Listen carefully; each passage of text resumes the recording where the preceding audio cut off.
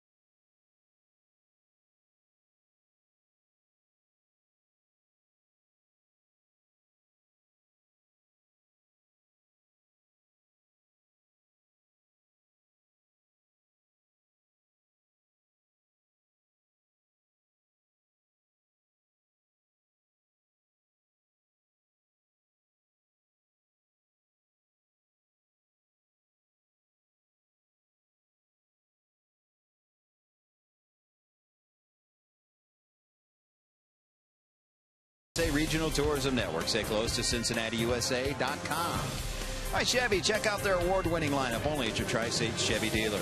and by Skyline Chili. Feeling good? It's Skyline time.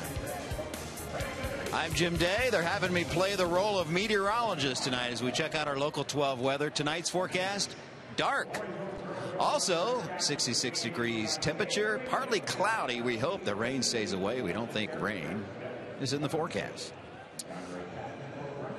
All right, we're on the field here, and as we close out September and close out the season, we've been giving you the top plays and moments of each month, and we're going to count down the top 4 moments of September, and we will begin with number 4. You know, when Raisel Iglesias was signed out of Cuba by the Reds, we knew he had the potential to be special, but until you prove it on the field, you're not sure, and man, did he prove it on September 2nd versus the Cubs. Iglesias struck out 10-plus batters for the 3rd straight game. And he became the first Reds rookie to do that since Gary Nolan in 1967. Gary Nolan, 36 strikeouts in 3 straight games, and Raisel Iglesias, 33 over that span in early September. The makings of perhaps a future star on the mound. That is moment number 4 of your month of September. Top 3 coming up in the game. It's the Reds and Cubs. Brandon Phillips back in the lineup. Who else is in there? The lineups and first pitch are next with Tom and the Cowboy.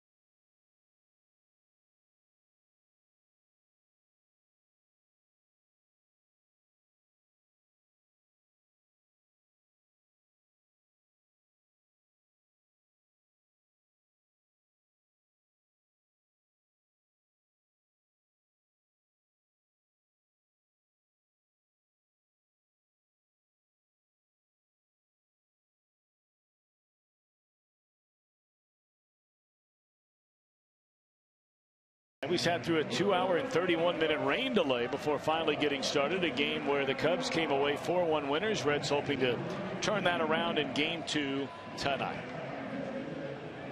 Joe Maddon, Chicago Cubs picked up their 92nd win of the year last night. We know we're going to the playoffs, but we don't know where they will be playing that wild card game. Let's take a look at Joe's starting lineup tonight. Look at Schwarber leading off and playing left field tonight. It's kind of a Matt Carpenter type of guy at the top of the order for the Cubs tonight. Austin Jackson, Chris Bryant, middle third of Rizzo, Castro, Soler, and the latter third of Addison Russell, David Ross, and he's a personal catcher to left-hander John Lester going back to their days in Boston. Trying to get win number 10, as we mentioned a moment ago. Reds rookie right-hander and has had a rock-solid rookie season, and that is Anthony DeSclafani. And he's pitched well against the Cubs, Tom. But the thing for DeSclafani, if you're sitting in the dugout in last night's game and you're watching the lineup that the Cubs ran out, you look at today's lineup and you think, oh, wow, there's 4 or 5 different guys in there tonight than there was in last night's ball game. Now, granted, you have Brian in the middle, Anthony Rizzo, Schwarber played last night. You've seen Addison Russell, but it's not like what you watched last night. So you've got to go back to your memory bank as to how you're going to approach this club tonight. All right, so here we go. We know the Pirates defeated the Cardinals in game 1 of a doubleheader. They were rained out last night. And so that means the Cubs officially are 3.5 games behind the Pirates. Pittsburgh has 4 games left. The Cubs 5, including tonight. And by the way, with that Pirate win, they're 3 games behind the Cardinals. They have a second game coming up later tonight. As there's a swing and a foul ball back out of play to Schwarber, in this one underway at Great American Ballpark. The pride of Middletown High School, Kyle Schwarber, played collegiately at Indiana. A first-round pick just 1 year ago by the Chicago Cubs. Flew through their farm system, and they decided, you know what, we're planning on winning, and we think this young man is ready. That ball is smoked foul down the right field line. Well, the reason that Schwarber flew through the Cubs system is because he can handle the lumber with the best of them. I mean, he is a big league hitter. There's no doubt. Now, finding a place for him to play in the long run, that's going to be a challenge for Joe Maddon. Exactly where do you want to put this guy? But right now, you're heading to the playoffs, and you want him to get as many at-bats as possible, and that's why he's in the #1 spot tonight. Because you can rest assured in that 1-game playoff, it's going to be Garrett Cole, and you can rest assured with that in mind that Schwarber's in that lineup. He is gone swinging to start tonight. Schwarber is a fastball hitter. He likes it, and he gets that one up and away. You can see where that ball started. Pulls the trigger, hips come open, and that baby tailed all the way across the plate and then some. Comes Austin Jackson. They picked him up after the trade deadline. He looks at a strike. See his overall numbers, combining his Cubs numbers with those in Seattle, where he spent most of this year. Made a name for himself getting regular playing time as a center fielder of the Detroit Tigers. Playing in his 25th game with the Cubbies. 193 batting. And he's gone on strikes. Back-to-back punch-outs for DeSclafani. Take a look at the Reds on defense, presented by Ford. Get our first look at Tyler Holt after coming over from the Indians organization on Monday, flanked by Bourgeois and Bruce. Duvall the nod in place of Joey Votto at first base. Jim Day has more on that coming up. And Brandon Phillips back in the lineup. Brandon did not start either of the last 2 games.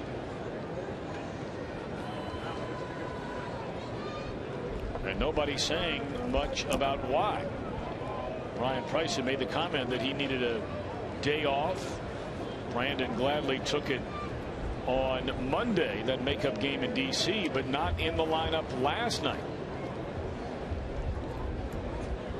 Yeah, we've not seen Phillips have consecutive days off unless he was hurt.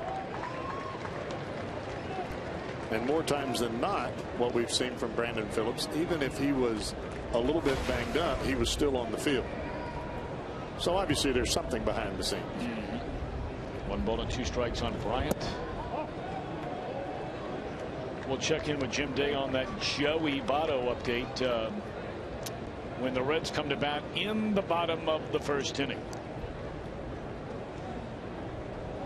And here comes a 2-2 on Chris Bryant. Got him swinging. Pretty impressive start tonight for DeSclafani as he fans the side. Reds are coming up.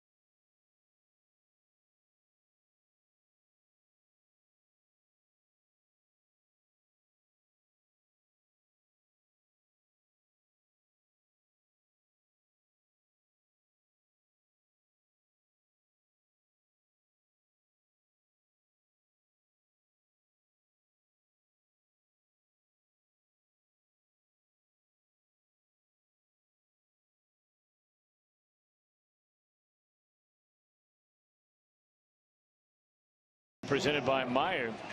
As Bourgeois leading off in left, Suarez at short, Phillips in Joey's spot. More on that in a moment. Frazier, Bruce Duval, the middle third. Pena, Holt, DeSclafani, the latter third. And Jim Day, how about it? The latest on Joey Votto. Well, Brian Price used the word stinger after the game. An area in his upper back or his shoulder. It's something that Joey has had before, but it's not a structural injury. And he's played through it many times before. Wanted to stay in the game last night because he said he was fine fielding and he could grind out at bats like we saw him do in the ninth and reach base. But they just wanted to give him a day for it to go away today. So it's nothing that's lingering at all. And I'm sure you guys know, familiar with that term stinger. It's just one of those things you need to give a little time. All right, Jim, thank you. Jason Bourgeois to face John Lester. And it's taken ball one. Bourgeois 240, 3 home runs, 13 runs batted in. Lester, of course, some outstanding seasons. No debate about that with the Boston Red Sox, and was dealt at the deadline last year from Boston to Oakland.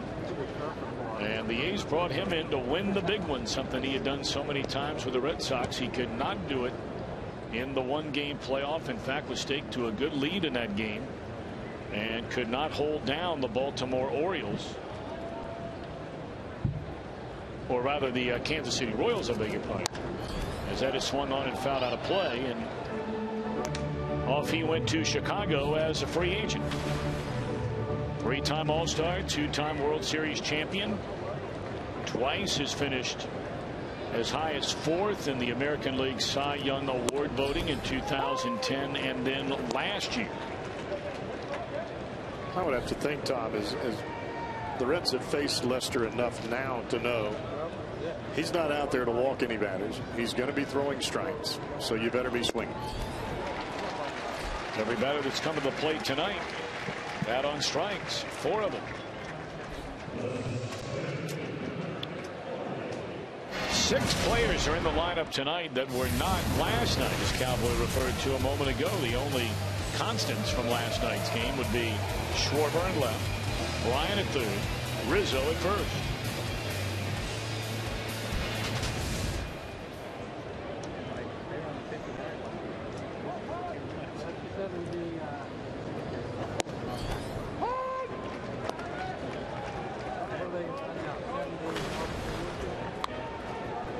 Well, the Reds apparently made a change to their lineup that I was unaware of. They had a Eugenio Suarez batting second, and that's Tyler Holt.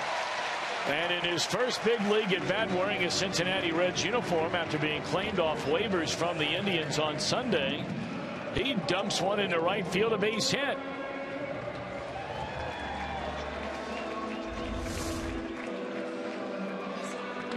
Looked like a cutter right in on the hands of Holt. He's able to just flip it right over the second baseman Castro on into right field. And Holt is not a power hitter. He's a contact hitter, a kid with speed. That's why he's playing center field tonight. 302 in AAA. He was a AAA All-Star.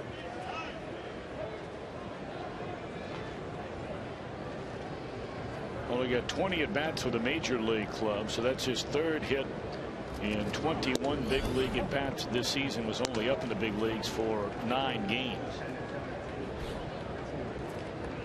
He was with the Indians, and that's how the Reds picked him up off the waiver wire. It all comes down to that 40-man roster, especially at the end of the year when you're trying to crunch everybody in.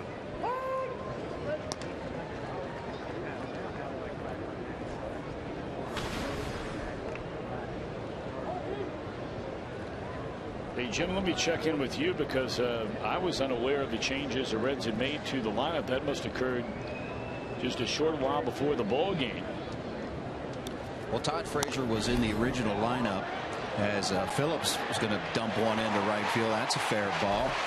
He's going to go on to second base, hold on to third.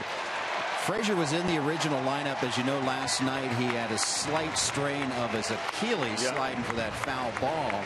He was okay when he went through batting practice, but the final test was for him to go on the field and sprint, and apparently he failed that test.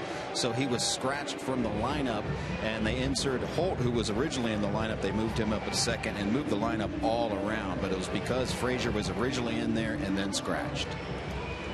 All right, so De Jesus is playing third. And the Reds a couple of bleeders. The next thing you know, they have runners at second and third with one out, and here's Jay Bruce.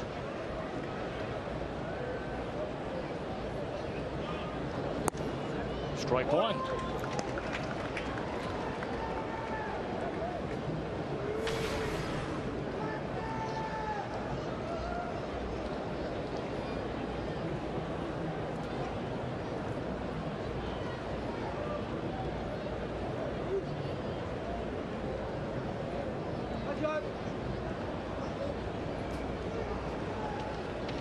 Well, the Reds line up without Frazier and without Joey Votto. Haven't seen that too often here lately.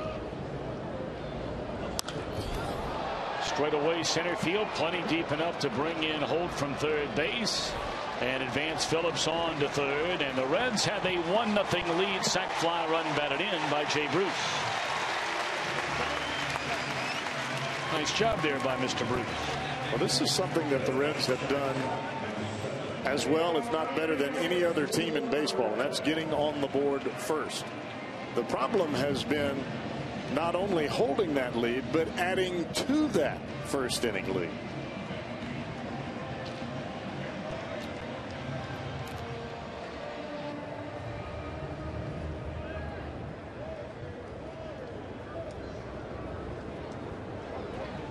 So Suarez batting number 2 in the original lineup, now more in a run-producing spot down in the 5-hole without, as Cowboy mentioned, Votto or Frazier. He has Brandon Phillips down at third with 2 away in the inning. So you have all the teams in baseball, and normally that's a recipe for having a good year. I mean, look at the other teams on that list. There's a grounder behind the bag, a long throw for Bryant. And he nearly pulled Rizzo's toe off the bag, but he kept it on there to retire the side. Reds get a run. We move to the second inning as we look at this one more time. The Reds have a 1-0 lead over the Cubbies.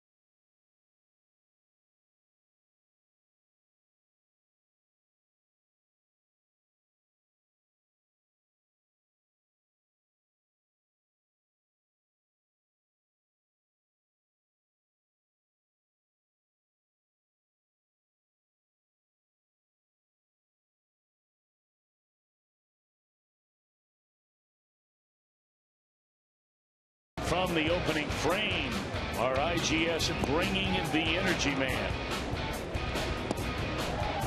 Strikes out the side. See some of his numbers from this year. The first rookie to lead the Reds in all 4 categories: starts, wins, innings, and strikeouts, since Art Fowler all the way back in 1954. How about that? Well, I would say that tells you what kind of job Anthony DeSclafani has done this year. I think he's pitched better than his record. But it gives you an awfully, well, it gives you one guy that you know that you can look forward to watching next year, because he's going to get better.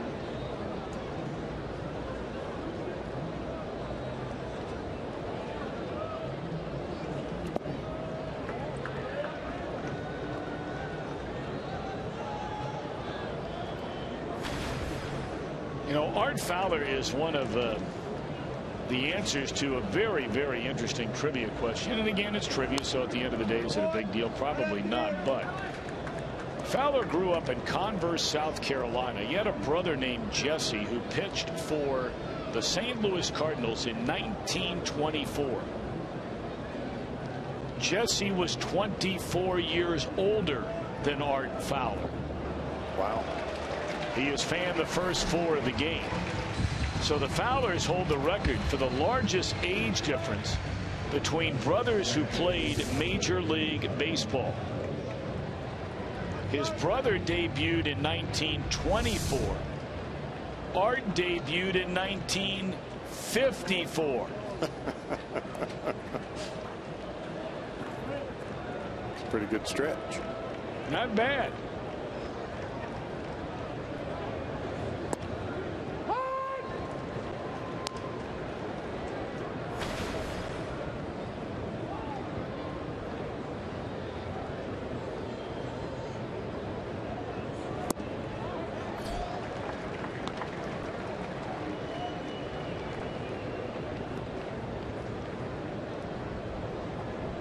Right now, Anthony DeSclafani has seemingly every pitch working. The curveball, the slider, the changeup, to go with that mid-90s heater. Ground ball, and Jesus, that's a nice play right there. 2 away in the inning. There's not much that this guy can't do.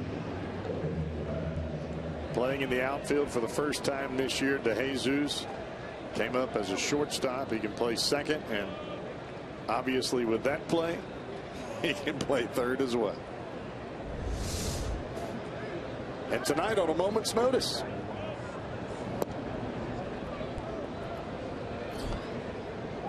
There's Jorge Soler, talented young Chicago outfielder. Missed a lot of time injured this year. Now, the Cubs are going to have some difficult decisions to make about their postseason roster. The batter who was just retired a moment ago, Starlin Castro, the first 3 years of his career, he was pretty much all the Cubs had. He was not only their best player, he was an all-star every year. Then all of a sudden things started to go south for him. He lost his job this year. Ever since he lost his job, he's been the hottest hitter on the team. So, I mean, in that middle infield alone, you've got Castro, Addison Russell. There's a swing and a foul ball out of play. Javier Baez now part of the mix. And the same thing in the outfield. It's a crowded spot out there. It's a good problem to have. I'd rather have too much than not enough.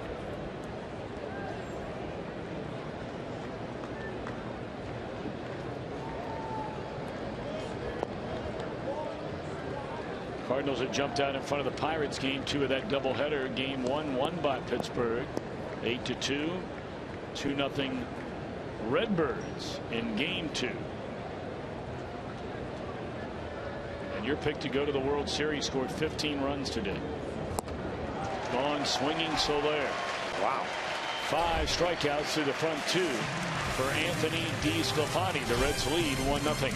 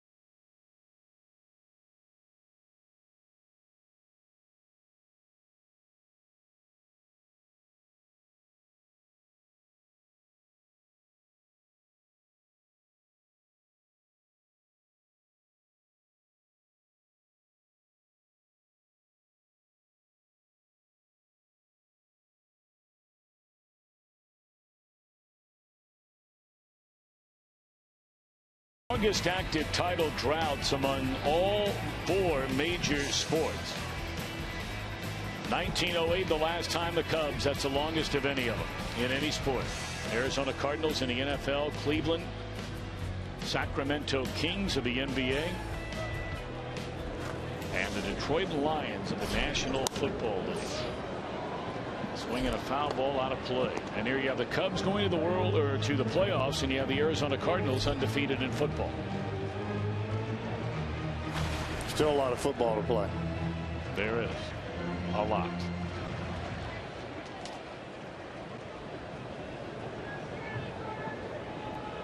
Cowboy, have you ever watched the television show called Entourage? Sliding catch made in foul ground by Anthony Rizzo to retire Adam Duvall. I think I have. Pretty good catch there by Rizzo. I think I have seen it. It is a comedy series, I'm told. Positive. Is that on HBO? Is that what that's on? I don't know. But apparently the star of the show is here tonight. And we're going to check in on him once he gets to his seats, we understand. Vince is the name of the actor in the show. An actor deemed the next big thing. Apparently him and his 4 buddies migrate west from Queens, New York. Supposed to be quite funny. There's a fly ball and a diving attempt by Soler. And here comes Pena to second base. And he's in there sliding with a double. A great effort, a bad decision by Jorge Soler.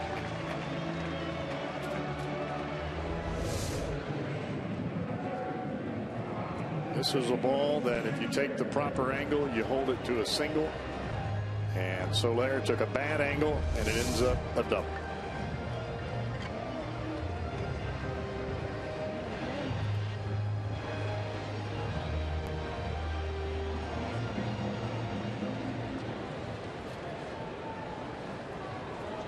All right, so 1 on and 1 out, and now the batter is Ivan De Jesus Jr.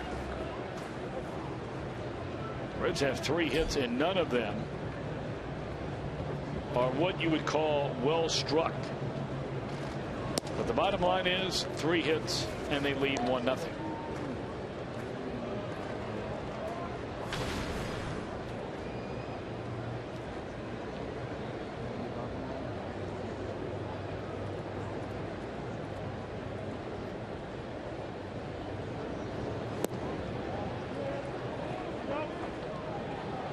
On the appeal, that is a strike.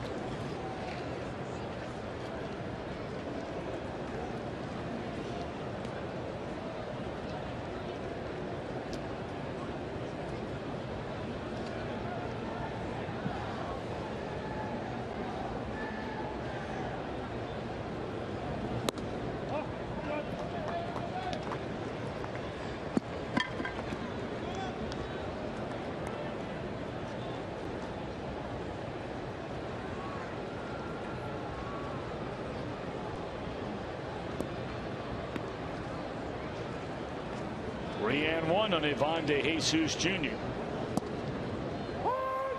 He thought that was low and in, and said it's called strike 2. Slider right on the inside corner. He'd been working De Jesus away, and then he comes back in with that slider that starts out over the plate, and it sweeps right back over the inside corner.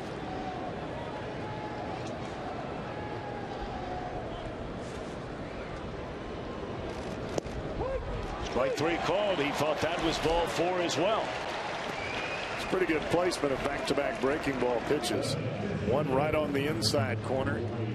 You see it as a ball as it starts to break in. This one starts as a ball way off the outside corner and comes right back to the outside edge.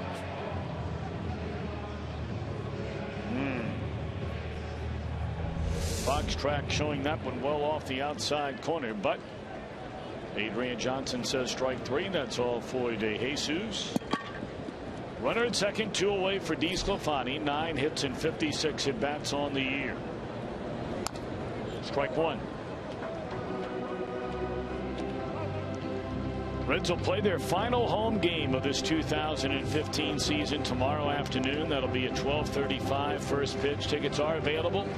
It's supposed to be a nice day tomorrow. Come on down, enjoy the season finale, at least the home season finale. Reds will play Friday, Saturday, Sunday in Pittsburgh to close out the regular season.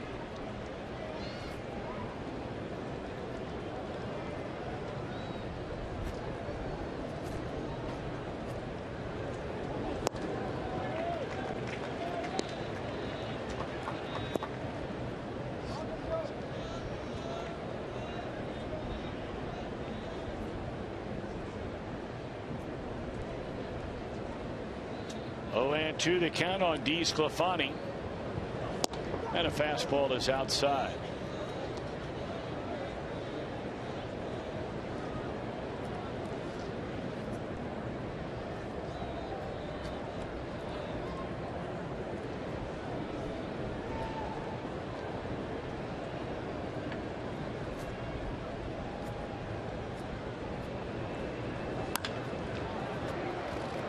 I want Hopper down to third. That's all for the Reds in the second. We move to the third. Reds in front of Lester and the Cubs 1-0.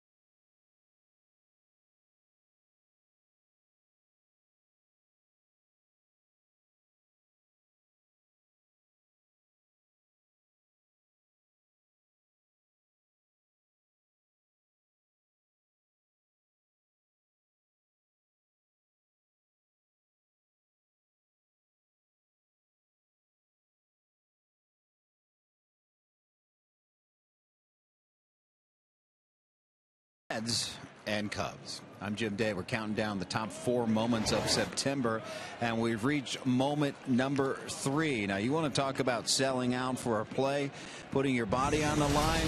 Well, Christopher Negron paid a price for this one. Back on September 8th versus Pittsburgh, what a catch as he goes far to get it and dives, and unfortunately comes up with a season-ending shoulder injury that required surgery. So indeed selling out, but providing us with moment number 3 of the month of September. Top 2 moments coming up.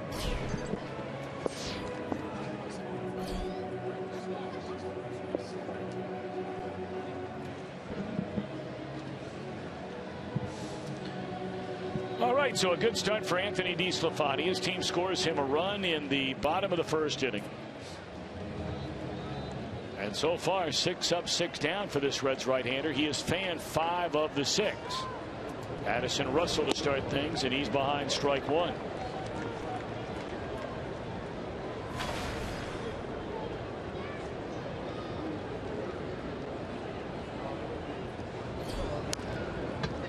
This is also our final telecast of the year here at home. Obviously, we'll have games for you over the weekend against Pittsburgh. And, you know, before we get too far deep into this one, we certainly don't want to forget to take a moment. As there is strike 3 called. Mercy, mercy, mercy. Whether it's location on the fastball or there with off-speed stuff, this guy has it working early tonight. Little dewdrop in. That's a paralyzer for Addison Russell. He's looking fastball. He gets the knuckle curve, and that'll lock you up.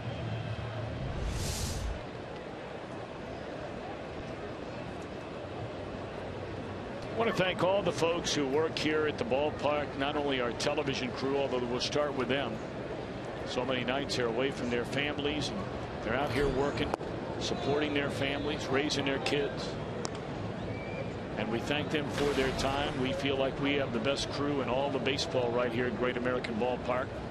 And we are grateful and honored for their work each and every day. We'll be mentioning some names throughout the telecast tonight. We hope that doesn't bother you and you watching Reds baseball here tonight.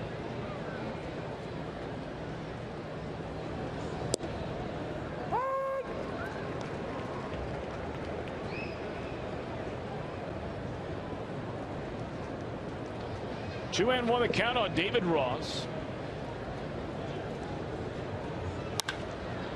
Straight up in the air, the one-time Cincinnati Red. It's a fly ball to Holt. His first chance as a member of the Red Legs. He already has a hit in his first at bat. I want to thank all of our cameramen and women.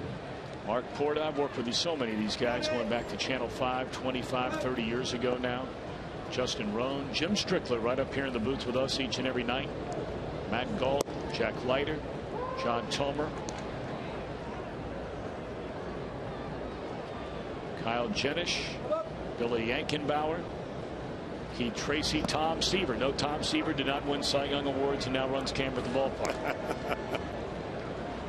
Good name. Yes. Justin Jemison, Kevin Rue, J.K. Smith.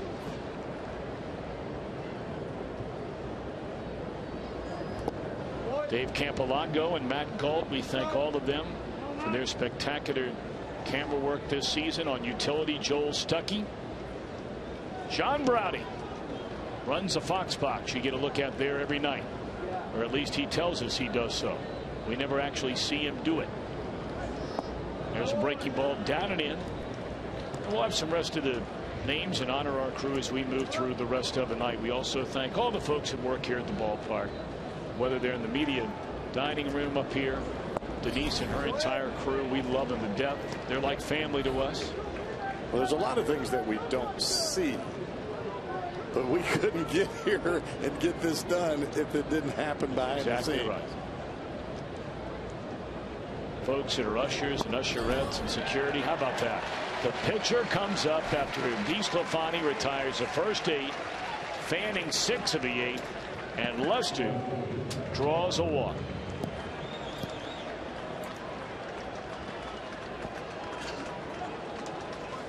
And Lester's got to be thinking, what?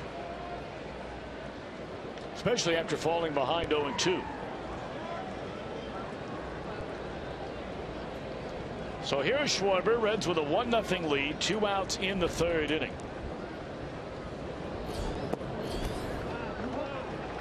And it's ball 1.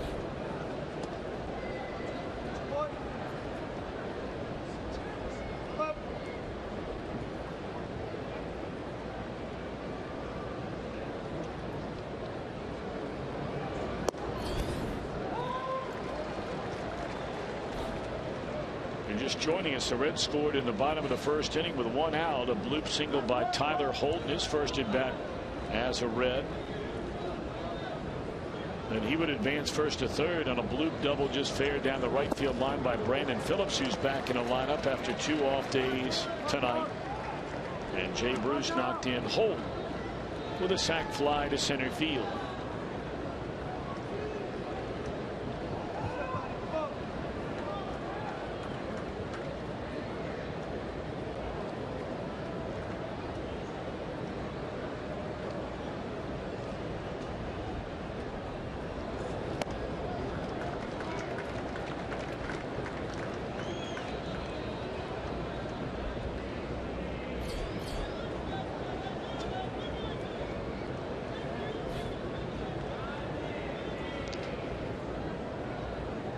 2-2 pitch.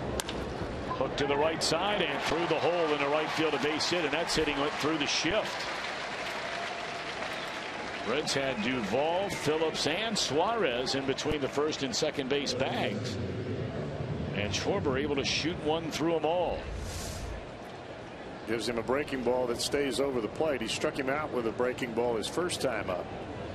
But Schwarber changes throughout the at-bat. Early in the at-bat, he's looking fastball middle in that he can really get the bat to and turn on. As the at-bat changes, whether it works in his favor or when he gets down in the count, that's when he starts to stay inside the ball and try to shoot it the other way. Slows his swing down a bit.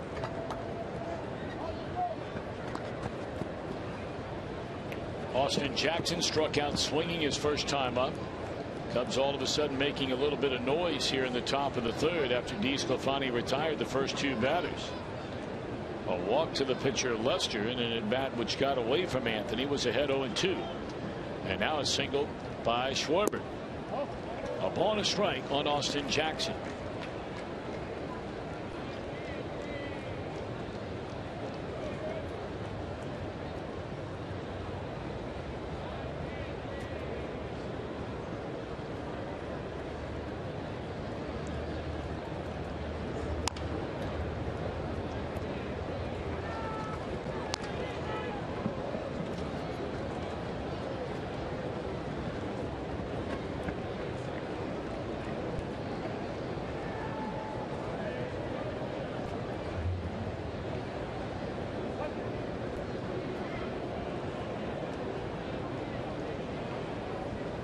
DeSclafani in front, 1 ball and 2 strikes. Try to get him to chase that breaking ball down and away, which this time he does not.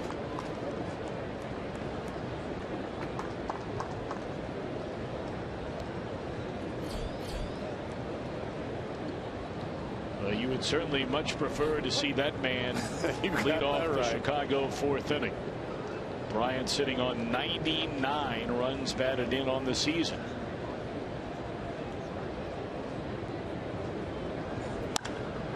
This ball is hit hard to the gap in right center field. It's off the wall. 1 run scores. A second run trying to score. Throw to the plate, and he's safe. So it all goes back to the walk to the pitcher Lester with an 0-2 count. Ends up drawing a walk, a single, and a double later. It's 2-1 Chicago.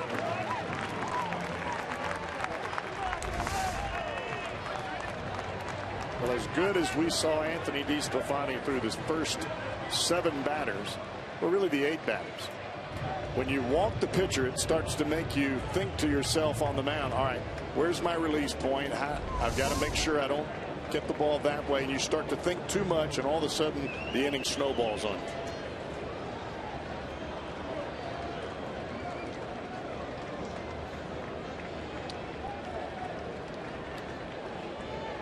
Sometimes with a pitcher at the plate, you've got to throw it right down the middle and belt high and say, here, hit it as far as you want to hit it. Well, especially a pitcher who has gone through his entire career and never bats. He has 3 hits in 59 at bats this entire season. 3 for life. But you got to gather yourself and get it back in the right direction if you're Anthony DeSclafani. Broken bat, short center, hold is there, inning over. But the Cubbies get a pair on the 2-out 2-run double by Jackson and lead 2-1.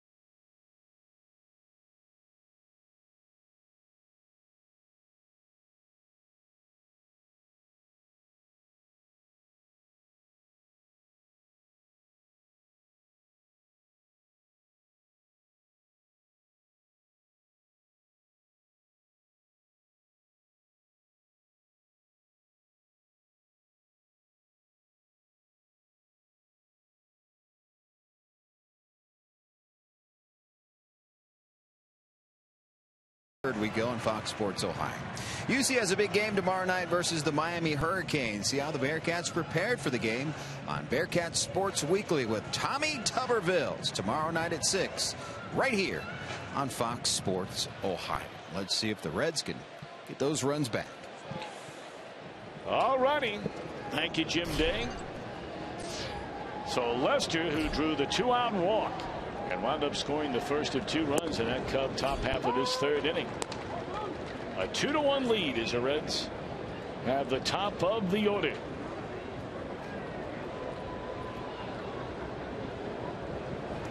Bourgeois looks at a breaking ball in the dirt. 1 ball and 1 strike.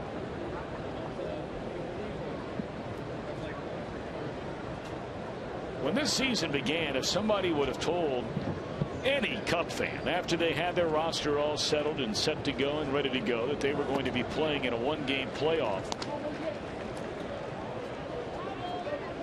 after ruining most of your house dancing and jumping for joy, they would have told you that there was no doubt about it. John Lester would have started that 1-game playoff for the Cubs based on his track record, his reputation, pitching in so many big games.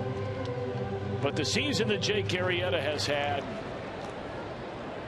pretty much cements that he will be the man on the mound in Pittsburgh for that 1-game playoff. Or if they should happen to, win out and the Pirates lose out, they have that 1-game playoff in Chicago.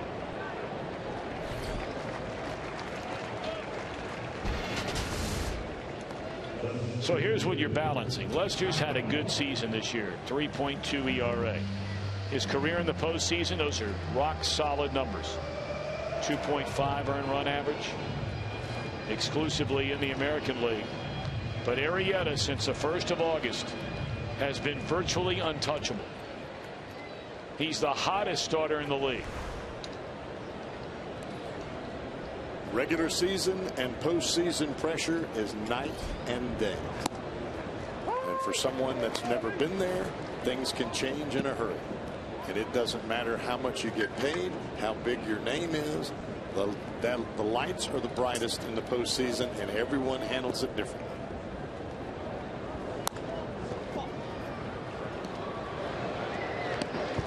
Now, if you're wondering, me making that comment, implies that they've already made the decision and that's who they should go with and so on and so forth. Joe Maddon has not made that decision, or at least publicly has not made it known. So there's a chance Lester will be that guy still. And when you look at that Pirate team, Cowboy, and obviously they've played the Cubs a ton of times this year. There are a couple of big bats in that Pirate lineup that are left-handed hitters. 3 of them come to mind that are better left-handed anyway. Let's put it that way. We know Neil Walker is much better. And then you have Alvarez. And, of course, you have Polanco. So, if you went with Lester, you're not making a bad choice. No. But I think ultimately, when you step into that situation, you go with the hottest hand. But that's a do-or-die wild card. Doesn't matter if you have Lester to start game 1 of the following series. If you don't get there, he doesn't start any game. It's over. And this will be Lester's final start of the regular season. Arrieta makes his final regular season start Friday. And if you're wondering, when they first started the wild card game, it was always the 1st or 2nd day after the season. Now it's either the 2nd or 3rd day after the season, depending on the league. This year, the National League will go 1 week from today. So that would be nestled right up against the regular 4 days of rest for Arrieta. Correct. An extra day of rest for John Lester. 2 days. Back to the mound, and that's all for the Reds. They're retired in order. We move to the 4th. 2-1 Chicago in front.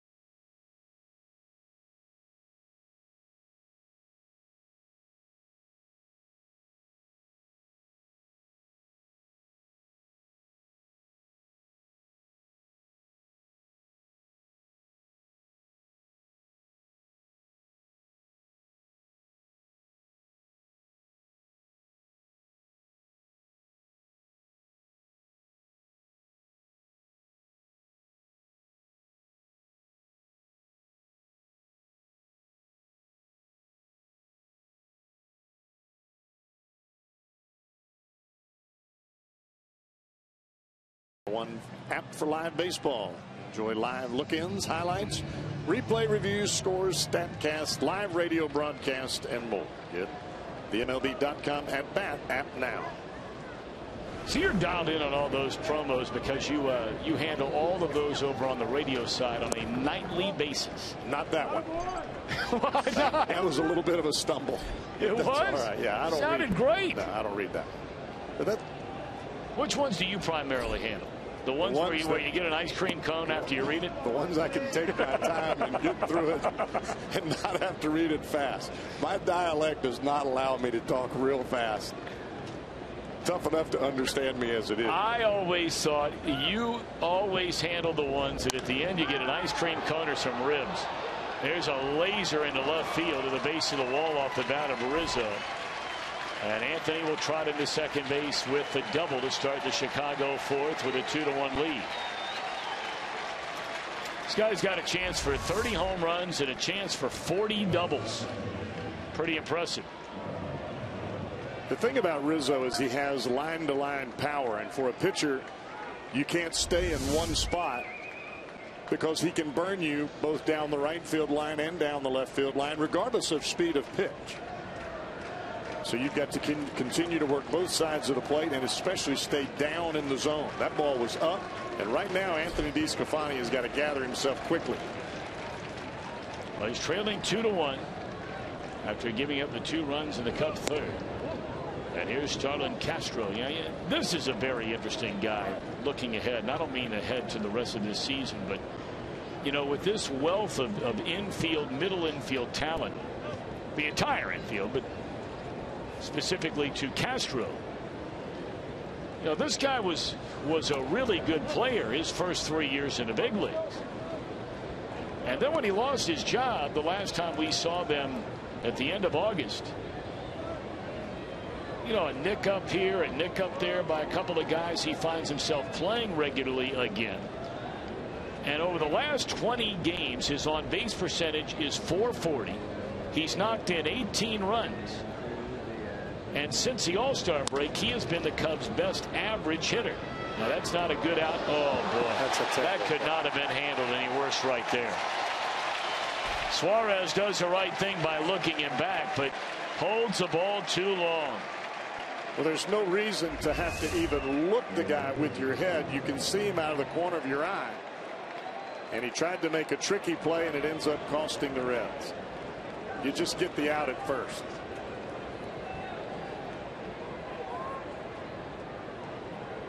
But you got to hand it to Castro, a routine ground ball to shortstop that normally is an out, and he is busting it down the line, and it cost the Red shortstop Suarez there. Castro, his last 51 games has been a .345 batter. And I say interesting because you can rest assured there will be teams that pick up the phone and call the Cubs about Starlin Castro and his availability looking ahead to 2016. Could be 2.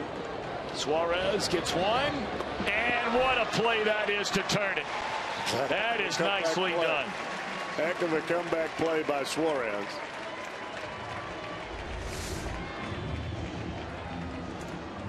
You mess one up, well, you get 2 outs on the next one. And Duvall in snow cone fashion. That ball sticking right out of the end of his mitt after this pickup. Watch this. There it is. Then he snatches it right back in there. Yes, indeed. Applause for Suarez. And here's Addison Russell with a runner at third and 2 outs. Base hit. Goodness gracious. 3-1 ball game.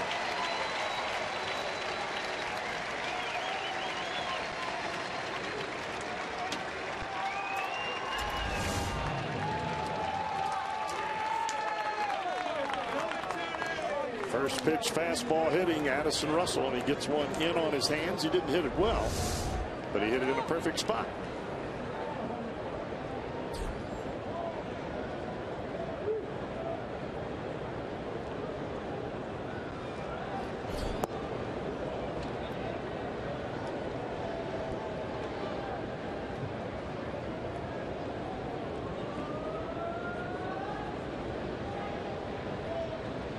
38-year-old David Ross.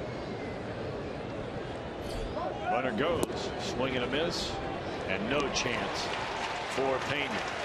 None. Russell just his third steal of the year. Big high leg kick by DeSclafani, and that makes it awfully easy for Russell to take second base.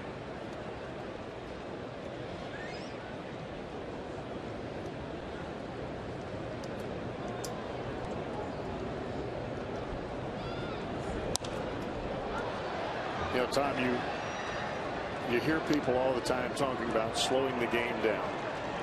For a young pitcher, when things start to unravel a bit, whether it's on the defensive side, whether it's by your doing, or whether it's just a good offense from your opponent, the ability to slow the game down, not from a physical standpoint, but in your head, stepping off the mound, taking a deep breath, whatever that may be, that is something that you have to learn in order to be a great pitcher, and it comes with maturity. It's very difficult to master that first year in the big leagues because you're trying so hard to establish yourself as a big leaguer, number one.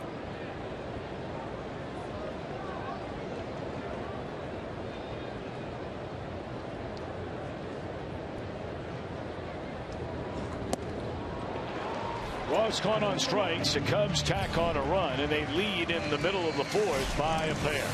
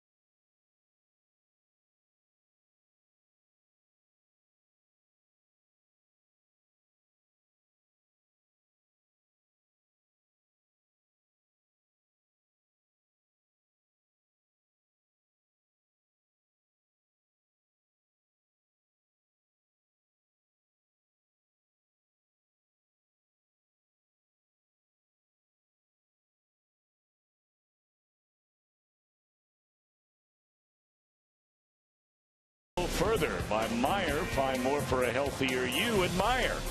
By Duke Energy, delivering more than just electricity, it's power for your life.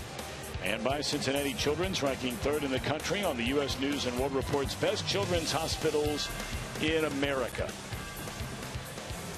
And we always like to send out a special hello to those watching tonight over at Cincinnati Children's. Hoping you've had a great day today and pray for an even better one tomorrow. All the great work they do over there. Michael Fisher, their CEO. All the great staff, not only the doctors and nurses, but the staff they have there at Cincinnati Children's, second to none in this entire country of ours. Jay Bruce pulls one to the first baseman, Rizzo, on the first pitch. Bruce had a sac fly RBI his first time up. One away in the inning.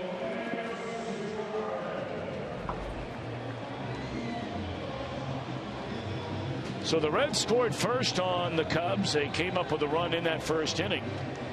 But the Cubbies get two in the third. They get one in the fourth and have a two-run lead here in the last of the fourth inning.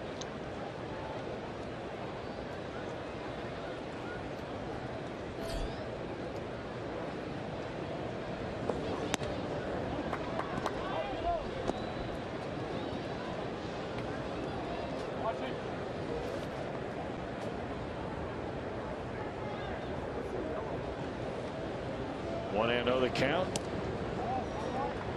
And Lester wondering where that pitch missed. Well, Lester accustomed to getting that extra little edge on that backdoor breaking ball, and that one didn't quite get back to the corner of the plate. Now he got it against Ivan DeJesus. He did not get it there.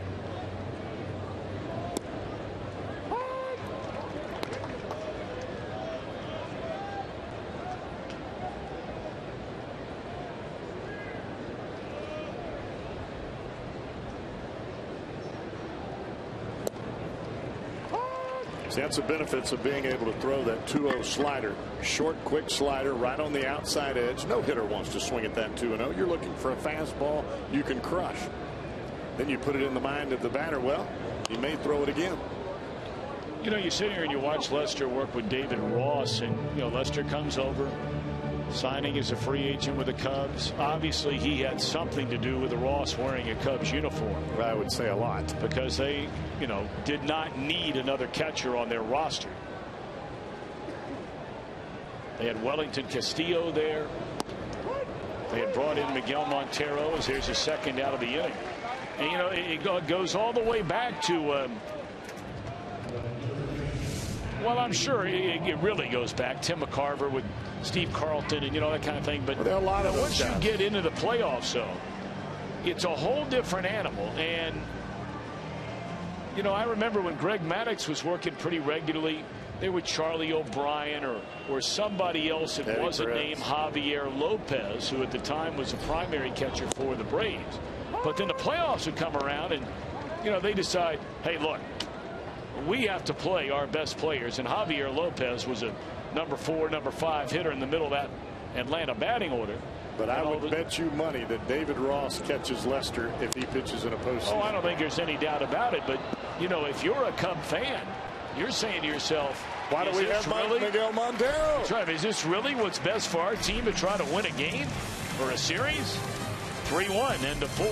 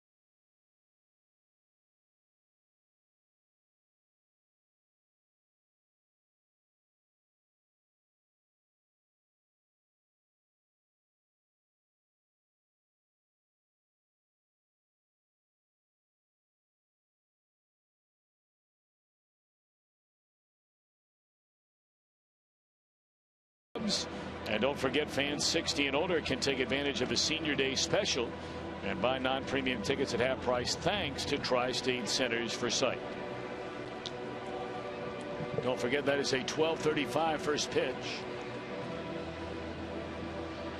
Final home game of this 2015 season, a year where Anthony DeSclafani has certainly established himself as a bona fide major league pitcher and a good one. Pair of steps to be taken. Fastball right down the middle of the plate. Lester just serves it into center field. So here's a guy 3 for 59 the entire year. He has 2 plate appearances. He has a walk, a run scored, now a hit. It's kind of the way it's gone this year for the Cubs. They are making all the right things happen.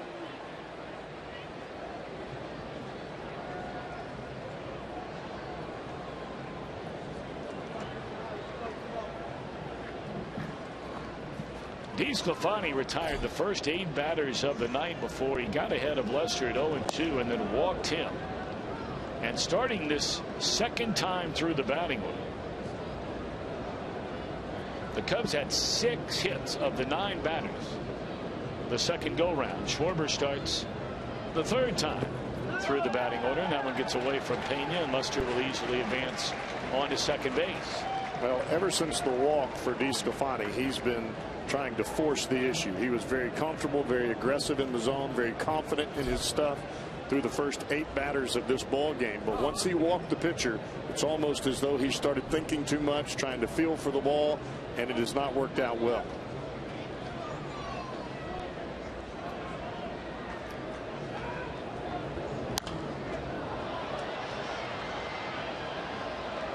Playable in foul ground for De Jesus. And that's out number 1, and a much needed out for DeSclafani. Now Austin Jackson, who had a 2-run double to right center field his first time up.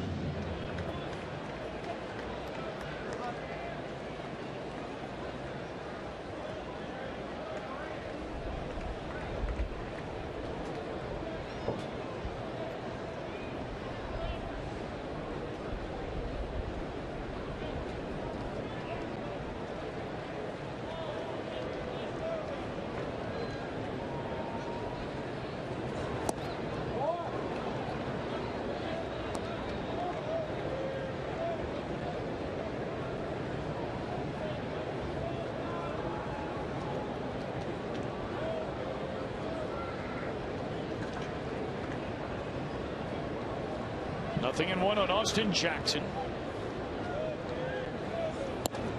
And now nothing in 2.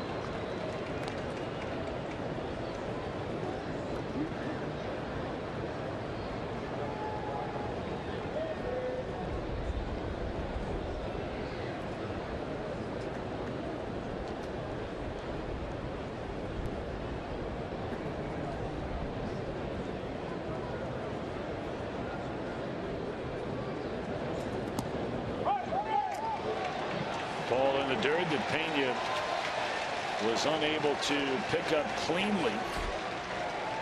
And that'll be a second wild pitch. And this pitch here just tells you a little bit about where the confidence is and where the head for DeSclafani is right now. He knows that run that was at second base that is now at third is a big run in this ball game. Trying to make too good of a pitch. He bounces it way out in front of home plate. Almost impossible to block.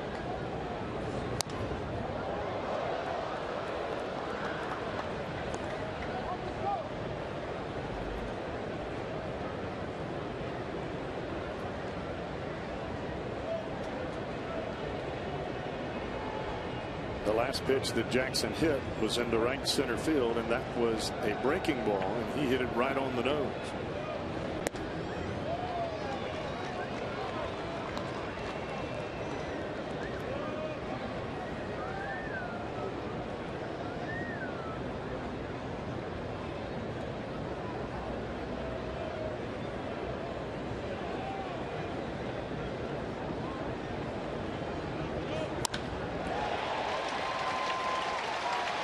Base hit into left center field by Austin Jackson. He's coming into second base and will slide in safely.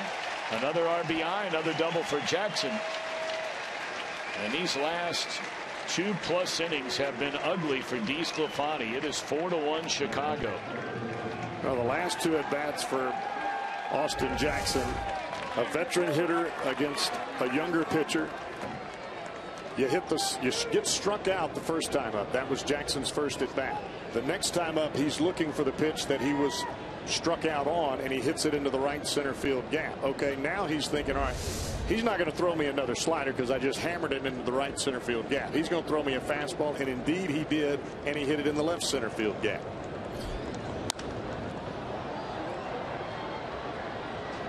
Pitching is a mental game about execution. It's not how hard you throw it, how great your stuff is.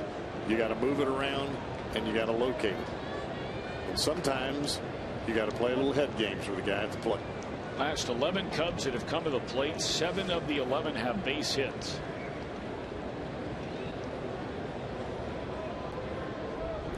1-1 on Bryant. And now 0-2. Bryant sitting on 99 runs batted in. He certainly would be right past 100.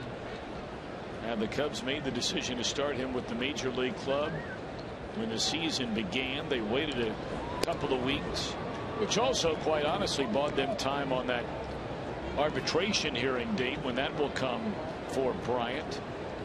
And believe me, with a guy like him, that's going to be a big deal, having that extra year, not only of waiting on arbitration, but also potential free agency. Grounded foul.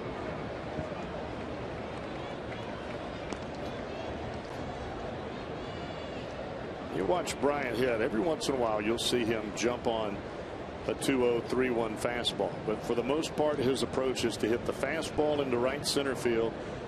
And if the breaking ball is in the strike zone, you'll see him catch up to it. It's almost as though, look fastball, and if I miss it, then my bat will catch it if it's a breaking ball in the zone. Those are the pitches that he pulls a long way. Those breaking balls that spin in the strike zone.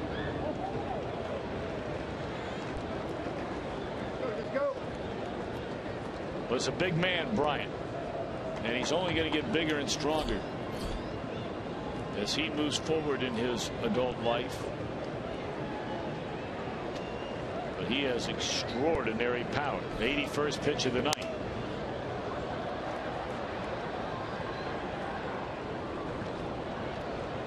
I thought this guy would fare a lot better in the home run derby here this year at Great American Ballpark. He was eliminated in the very first round.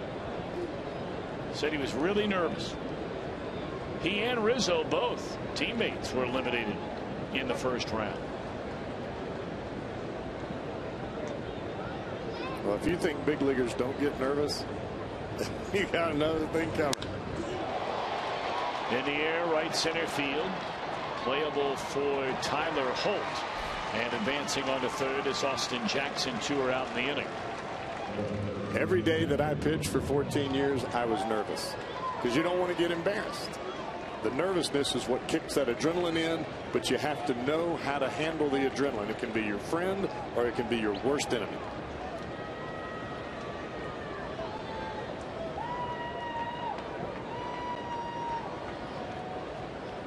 Here's Anthony Rizzo, who struck out his first time up, then doubled off the left field wall in the 4th inning and scored on the 2-out single by Addison Russell. Reds led this game 1-0. Cubs have scored 4 unanswered, coming up with runs in each of the last 3 innings.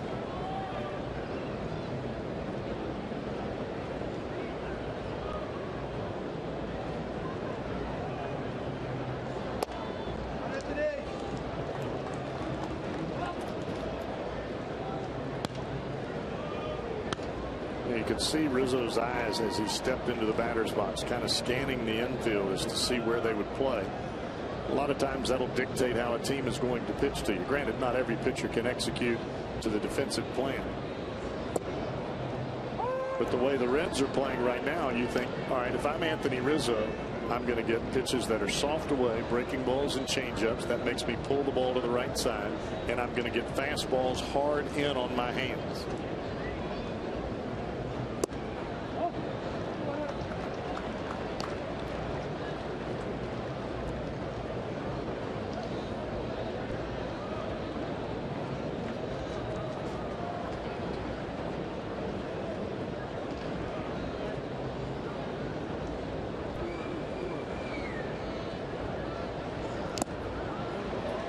Changeup. Now that looked like a fastball in on the as the previous pitch was from DeSclafani, but that ball started in and then ran back over the plate. Looked like a fastball coming in and ended up being 5-6 miles an hour slower. And there's another one. So he fans Rizzo for the second time. Cubs get a run. It started with a single by the pitcher Lester. Cubs lead by 3.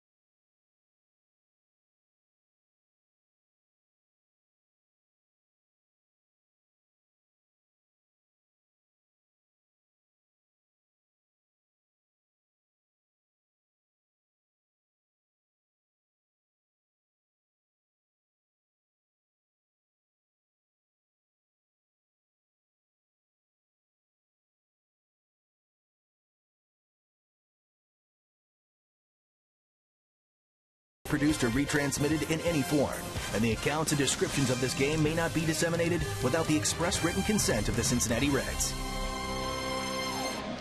All right, now many of you will recognize this young man. I guess he plays a character named Vince on Entourage. Adrian Grenier is his name. I don't know what brings him to town, but we were told he was here, and nice to have him here. Entourage, correct? I'm assuming, yes, Entourage. I'm assuming many of you at home have seen that show.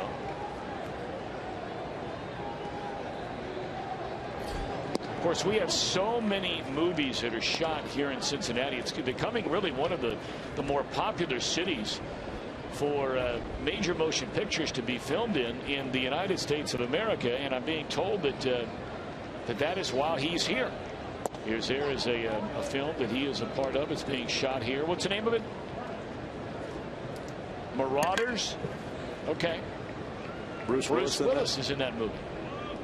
We got to get him up here to the booth. Say hello. Bruce Willis. It's a big leaguer. Pena swing and a miss, 2-2. I like his movies. High action. Yes. He's probably hanging out some local hotel right now, dialed into Reds baseball, Fox Sports Ohio. Here we are talking about him. What a play by Castro. That's as good as it gets right there. And we have been spoiled in Cincinnati watching Brandon Phillips. Even Pena applauds that effort by the longtime Cubs shortstop turned second baseman tonight. Wow. Got a lot on that throw, falling back towards center field. It's that shortstop arm for you.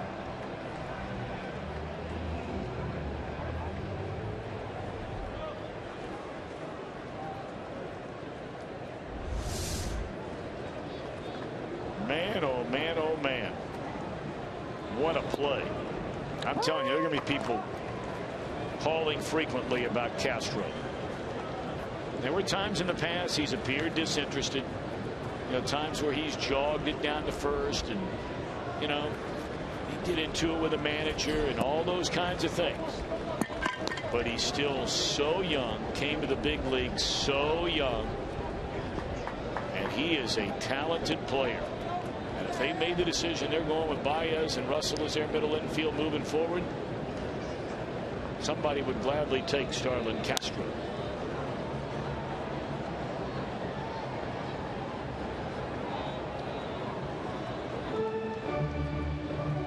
And I'm not implying that the Cubs are totally throwing in the towel on the guy, but they're in the middle of the season, in the middle of the pennant race, and the manager has the fill in the blank to tell him all of a sudden, you know what, you're out.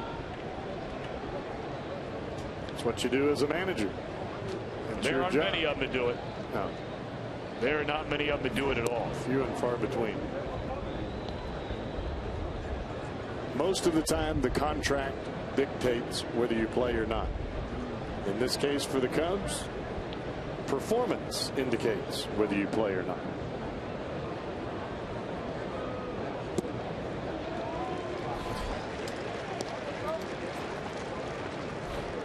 Two away in the inning. Well, Ferret hits that Toyota sign out in right center field during the game tonight. Thomas Lyle from Edwards, Kentucky, would win that Tundra. Tomorrow's our last day. Register for your chance to win in an upcoming game. To stop by, well, forget about that last part. You'd have a shot next year. Get your name in the hat. It's not going to happen this year.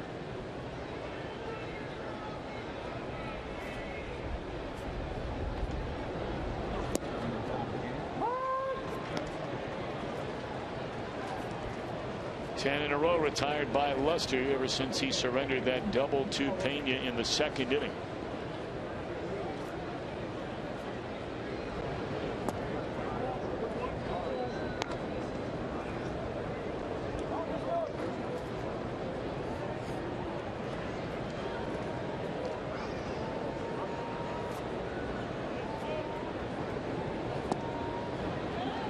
Luster is fan 5. Something Cowboy talked about earlier. When you face this guy, you know he is going to throw strikes. He has not walked a batter. Only walked 47 in what, 202 innings this year.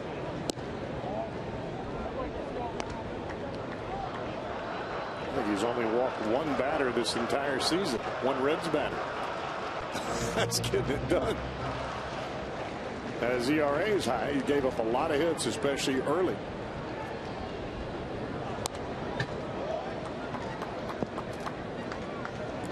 And with that last strikeout, he has just set a Cubs franchise record for strikeouts in a single season by a left-hander. And that record has stood for a long time. Kenny Holtzman.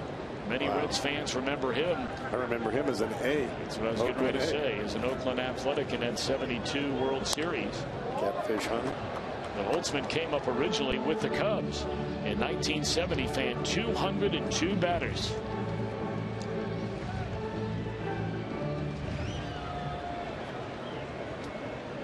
Hippo Vaughn, man, you're going way back.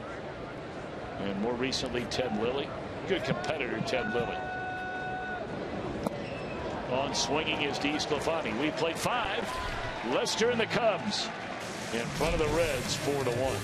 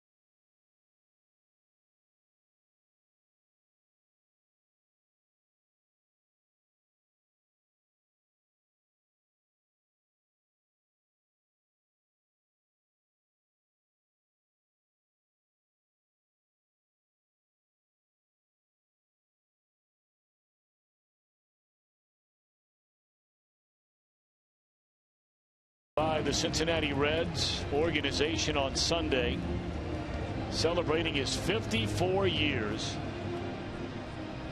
of working in this industry in our town and always being a part of the Reds either on radio or television. His family was with him. His wife of what, Dickie, 42 years? 40 years. 40 years. And tonight's going to be your final game working in either radio or television. And just for those of you at home, as a kid, when my dad got the Reds job in 1974, the engineer for the Reds on radio, Mr. Dickie Moss. Saw him every single night come down here to the ballpark, and then lo and behold, all these many years later, as that one is to the seats off the bat of Castro to make it a 5-1 game. Lo, these many years, Dickie, time goes by, and here you and I are working together for the last 9 years up here. And tonight, your final game. We cannot thank you enough for everything that you have done for so many people in and around Reds radio or television forever.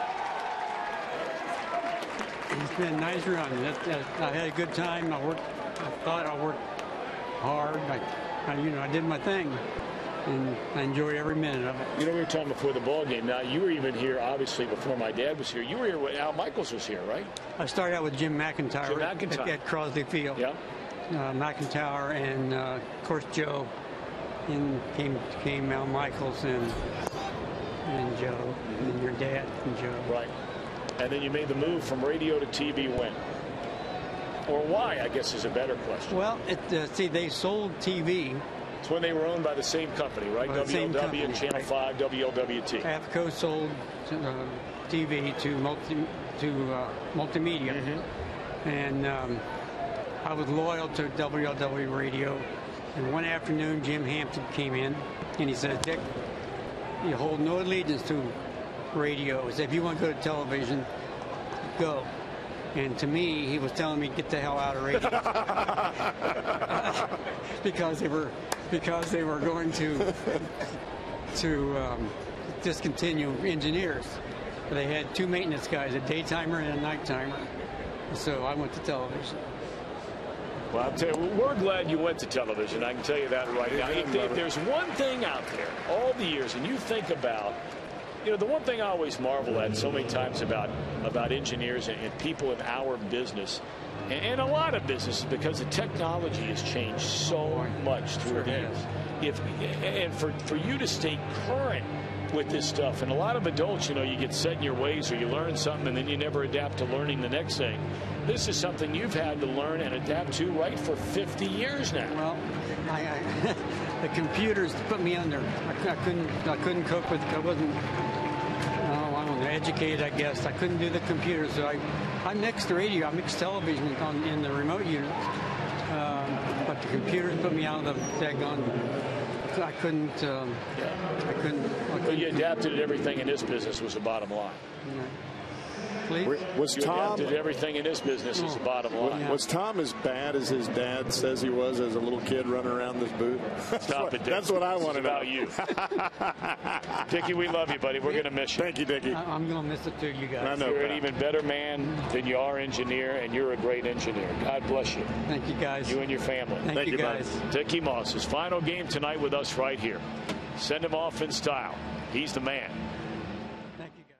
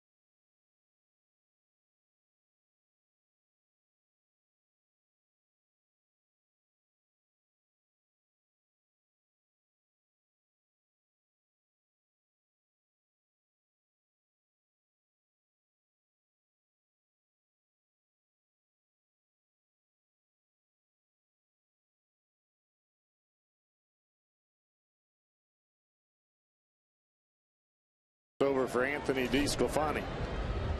Well, DeSclafani's night started awfully good, but ran into trouble both in the 3rd and the 4th innings, and now in trouble again here.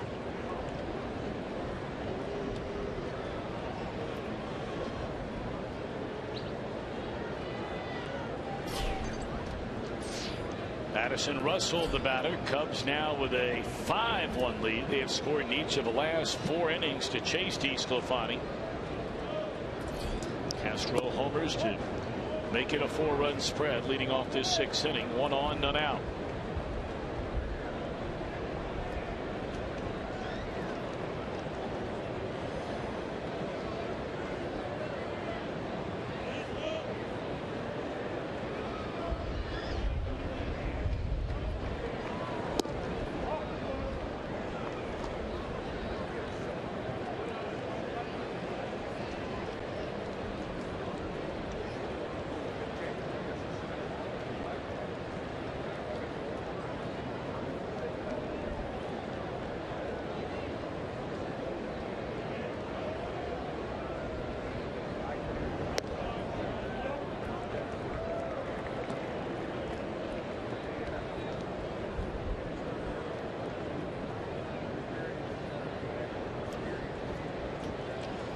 So Sam has fallen behind Addison Russell. 3 balls and no strikes. Virtually no lead over there by Soler. And it's in there, a strike. Well, you're in the bottom of the Cubs lineup, and you can be assured that John Lester is going to hit. You've got David Ross hitting at 179. The batter at the plate is a 237 hitter. This is the point in time where you've got to close the door. You've got to at least keep this a 4-run ball game. You roll back up to the top of the order and Kyle Schwarber, this thing can get real ugly. Well, he's come back from 3-0 to make it 3-2.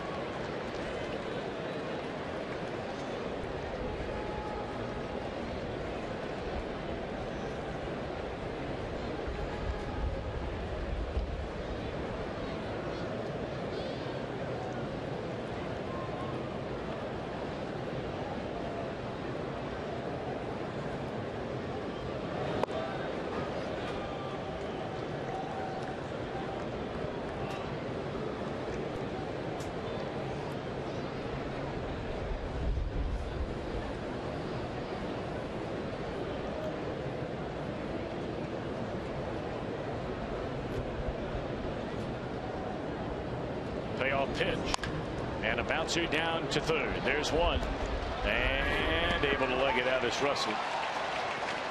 One away in the inning. So as Cowboy mentioned, now you have Ross and the pitcher coming up. Anthony DeSclafani goes 5+ innings in this game. He strikes out 8. He fanned 6 of the first 8 batters of the night. 6 of the first 7 batters of the night. And as irony would have it, the final batter he faces is a walk, and for all intents and purposes the wheels began to loosen and eventually fall off after he walked the pitcher. Ahead in the count, no balls and 2 strikes with 2 outs and nobody on in the 3rd inning.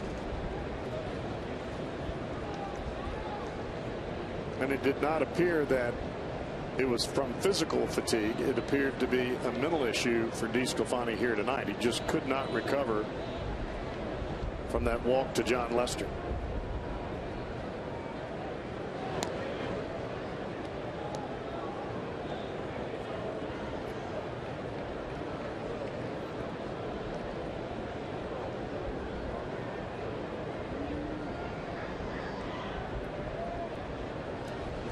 So we were talking from the beginning of the game. It would have been nice to see DeSclafani, who's had such a solid rookie season, in this his final start of the 2015 year, to pick up a win, what would be his 10th win of the year. That is not going to happen now.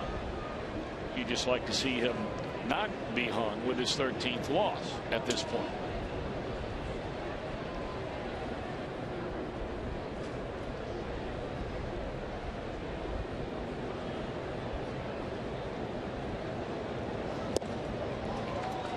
Two on David Ross. Ross, one of the real likable guys in the game of baseball, has been for a long time. Made a lot of friends here in Cincinnati the time he was here. Always a smile on his face, and whatever to ask him to do, he's happy to be in the big leagues. He's going to give you everything he has, and it's one of the reasons he continues to get a job.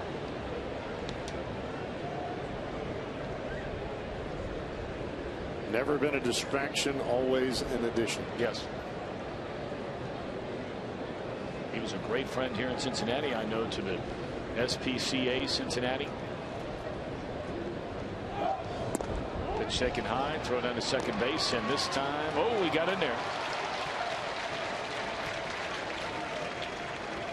So Addison Russell only had 5 stolen base attempts all year long. Is a perfect 2 for 2 tonight.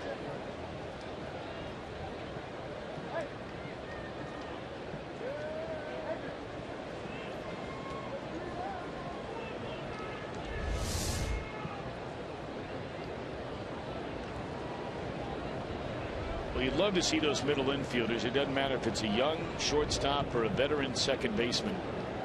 You'd love to see those guys stay with the tag. because you saw Russell nearly go right past the bag on that head first slide, and it happens a lot. Yeah, well, the base runner is trying to slide at the last possible second to increase his speed going into the bag. And when you slide late, and we've seen Billy Hamilton do this a lot, your momentum will carry you on past the bag.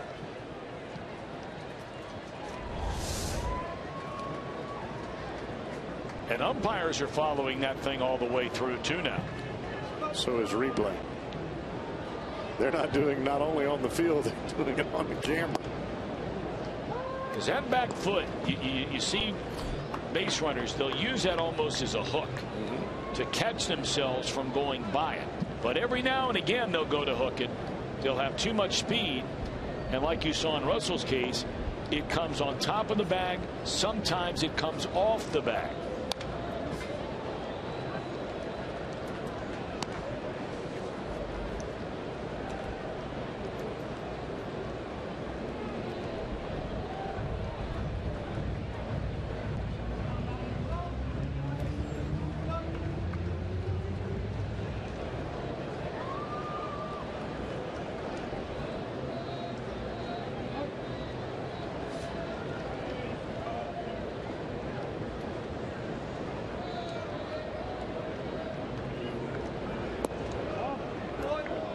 Well, the entire Reds infield and outfield made its way to the dugout, thinking that was strike three, including the pitcher Sam LeCure.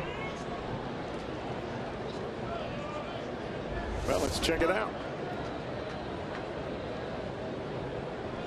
Look at Lester. He was heading to his dugout. I guarantee you Lester would want that pitch. 1 ball and 2 strikes. Lester has been on twice and has scored twice in a game. And now it's 2 balls and 2 strikes on John Lester.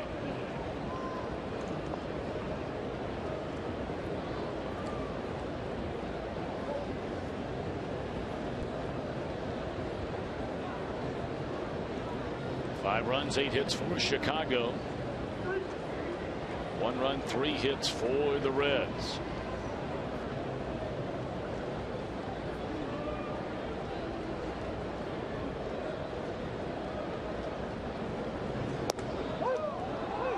And that time strike 3 called. I'm not sure Lester agreed with that one. Cubs get another run and they lead 5-1.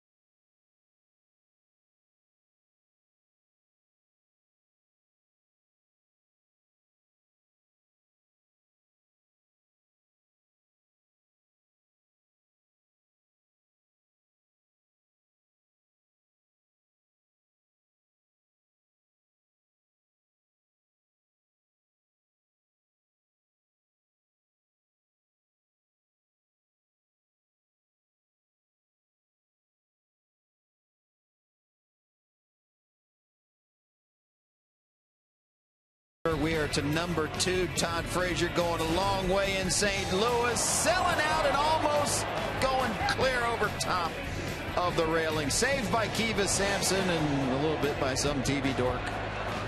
But sacrificing life and limb to make the catch, the 21st in Busch Stadium. Frazier not in the lineup tonight. That Achilles injury. But right before the game, you guys are interviewing Dickie Moss as we send him off after 54 years of service in broadcasting. And this is Todd Frazier right here. He knows the moment. Came over before the game and said, Dickie, thanks for everything you do. A very classy move by the Reds' third baseman. And to add to this Dickie Moss love, guys, nothing could bring this guy down. I'm going to tell you what. Hold on. Let me say one thing. Please do. Please do. All right, Dickie Moss beat cancer. He nearly had his arm snapped in half, or did have his arm snapped in half. Had a bull gore him in an uncomfortable area, let's just say the man region, and never missed work through all of this. And at the same time, he's a farmer. Yes, Each and every morning he is up at the crack of dawn working on his own farm and still doing all of this, and not one person I've ever come across has ever had a bad word to say about Dickie Moss. Well, you're right about that. And he still loves his farming. He'll continue to do that. Not as large an amount of crops on that land as there used to be. As you see some of the changes for the Cubs, but he's still out there, still loves it. You know, though, that is a big league move by Todd Frazier. I did not know he did that today. I mean, I got to tell you, you know, there are people that work on the television crew, that are ushers in the ballpark, that are any number of things, whose job it is to make these players look good, or make an organization or a franchise look good. And for Frazier to walk over and just shake Dickie Moss's hand, you know, he shook his hand, he gave him a hug. He not only did it once, he did it twice. And that's just because he was paying attention. Here's a fella being honored on the field. He found out who he was, what it was all about, and he took a moment of his time. He's already down there to walk over there and acknowledge Dickie Moss. That is a big league move. I would agree.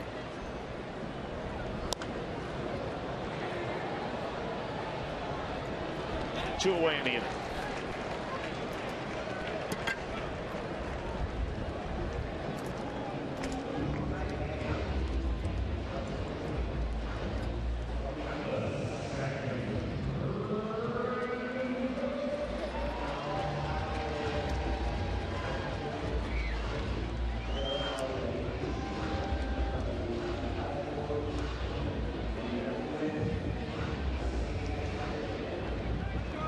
Lester has just been untouchable, basically, with the exception of, well, really the entire night. I mean, you go back to the first inning, and you know, it's an old cliche about wouldn't bend a blade of grass, but it's not far from the truth.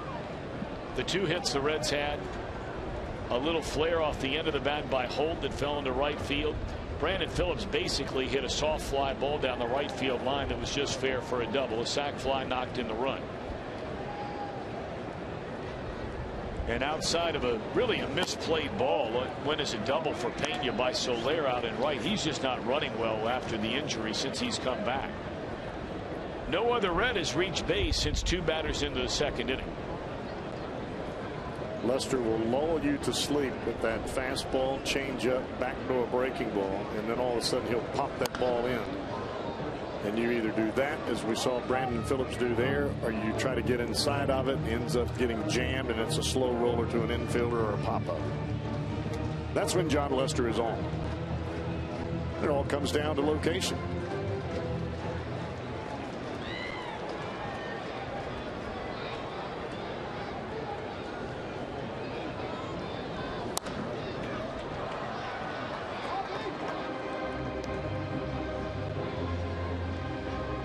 Start the ball off the plate. It looks like a ball to the hitter. You bring it back. You get a late swing. You start the ball on the plate. It looks like a strike. Hitter comes out of his shoes and it breaks in on your hands. You induce weak contact.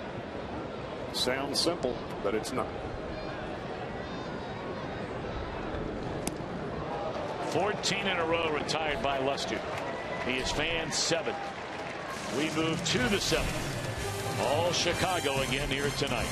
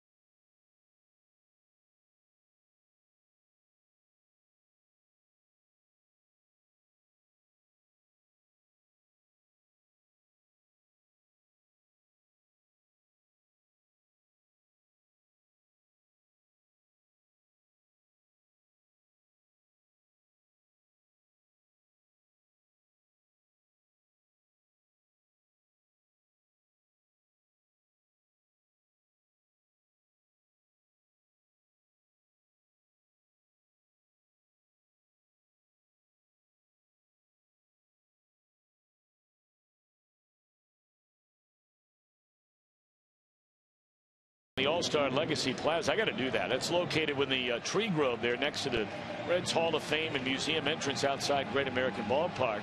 There are a lot of different options available. You can personalize the bricks, including messages and logos. Visit redsmuseum.org/bricks. I found a brick that we bought. I adopted 2 dogs when I moved to Arizona, Bear and Wiley, right? Adopted them. They were each about 1.5 years, 2 years old. They lived to be 17. And I bought them a brick.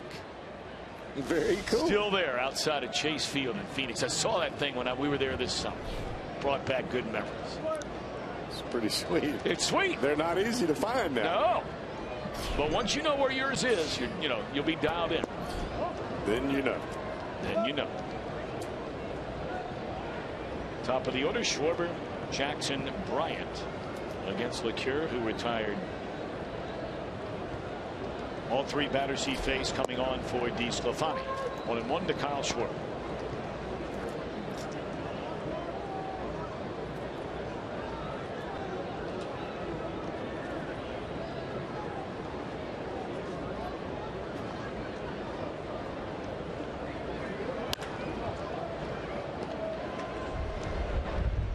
One away. Got a couple of birthday wishes I'd like to pass along tonight. Don't get a chance to do this often, but the first is described to me as the best batting practice pitcher for a son for all time. 92nd birthday for Bill Bick. I've known his son Joe for a long time. Took awfully good care of me when I was coming through the big leagues, I can assure you, through thick and thin. And I know his dad is watching and listening tonight, and the other is Katie Pennenkamp. She may be celebrating a little early tonight. Her birthday's tomorrow, but she may be celebrating tonight. Sounds like my kind of gal. There you go. 2 good people. I tell you, man, you save the best for last, and it's not the best because I stink as a singer. But man, I love singing happy birthday on the air. And Jim Day, would you please share for me? Because I got yelled at early this year, told us that Fox Sports Ohio was going to have to pay, what's the word, Jim? Pay royalties. Pay royalties because somebody owned the right to the songs. Jim, you gave me the news today. Break it to everybody else. The royalty deal ran out on the song Happy Birthday. So it is free and clear. We are allowed to sing it. Happy birthday to you. Happy birthday to you. Happy birthday, Bill and Katie. Happy birthday to you. Very nice. Yes, how about that? Yes, sir. Yeah. I don't think I've ever sang happy birthday on any air. See, I used to do it every one. Did you? Every single day that somebody had one, I'd do it. And then all of a sudden, not allowed. There's strike 3 called. Austin Jackson, 2 are out in the inning.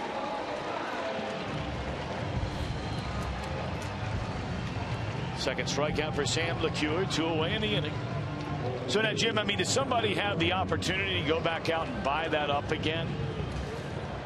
I would have to consult my legalese on that, but I don't think so. Okay, so in other words, next kind of year opening day, if somebody has a birthday, we can break it out. Right? Yeah. For lack of a better term, the statute of limitations ran out on it. Oh, man. I like legalese better. That's right out of my dictionary. I try to stay away from them, if you know what I mean. I know. Well, you're not lying about that. Here's Bryant.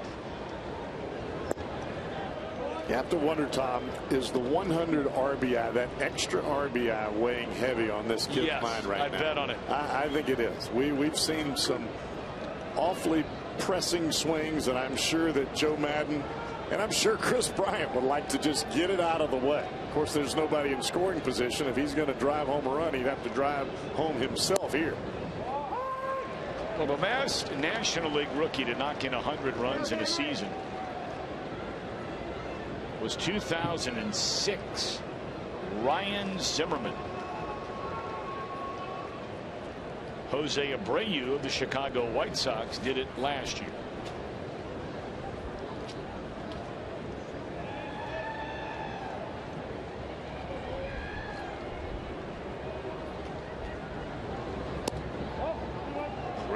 Bryant. Well, all the records Bryant is breaking as a rookie this year are those of the top name on that list. One of the great guys of all time, Billy Williams. Kenny Hubb's a tragic story. And we remember Walton and Wood and Soto. Hubb's a young man who was a rookie of the year. Jerome Walton played for the Reds as well, did he? Yes, he did. And then shortly thereafter, Kenny Hubbs was tragically killed. Shortly after that rookie season.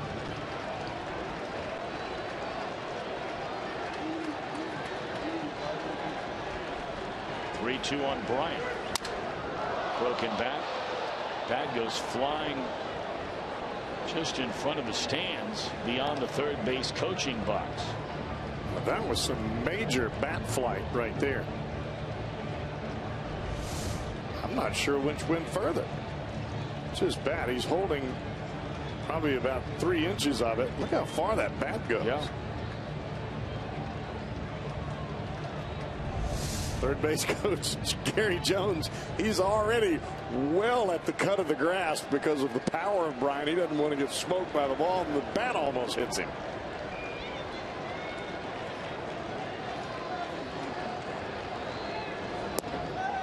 Ball 4.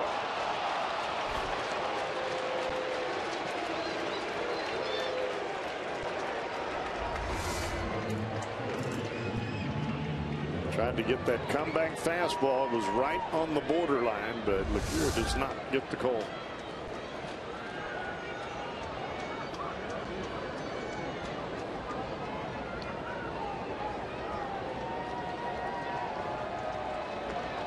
Folks here at Great American Ballpark are looking for pizza. I've been looking around for the big fellow that was here last night. They're looking for pizza around here. Of course, if he was here, he might be looking around for a pizza. But I had more people ask me about that today than maybe any single thing we've done all year long. And I tell you, that guy seemed like a pretty cool guy. I got to give it up to him. We were having a little fun with him. Big Cub fan, had the tattoo last night. Big heavy set guy, and had his shirt off during the entire game. But you know, when he went back and sat in his seats the rest of the game, he wasn't some guy that was, you know, falling around drunk, anything like that, overserved. Seemed to be having a nice, pleasant conversation with the people that were sitting down a couple seats away from him, and didn't bother anybody. Just had a nice time last night.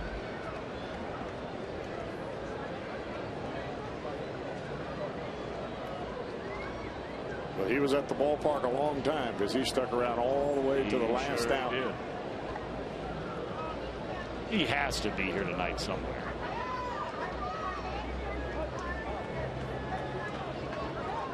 He had some big league seats too last night. 1 ball and 1 strike on Rizzo. Good play by Sam. 7th inning stretch, 5-1.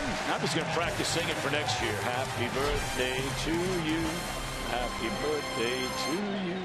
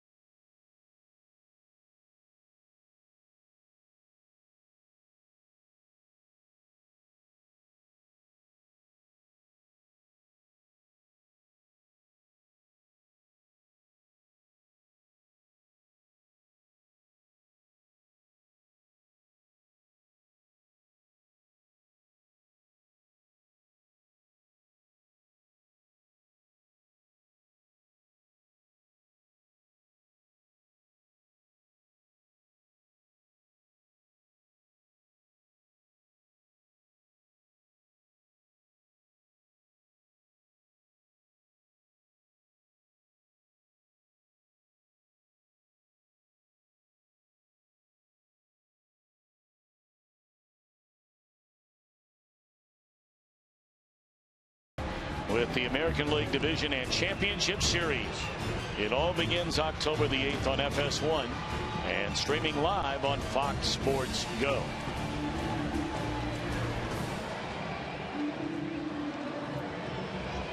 John Lester's retired 14 consecutive batters. He has a 5-1 lead as he climbs the hill here in the last of the 7th.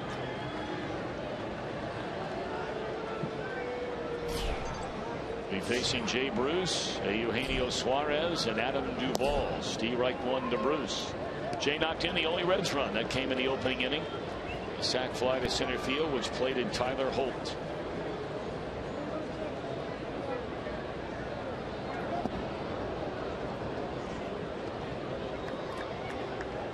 I've got to believe that this may be one of the most competitive postseasons we've seen in a while. A lot of teams that are evenly matched.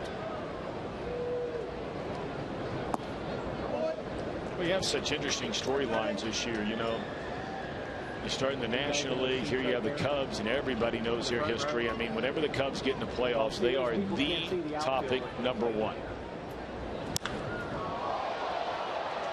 High into the air and right center field. Should stay in the yard. It will.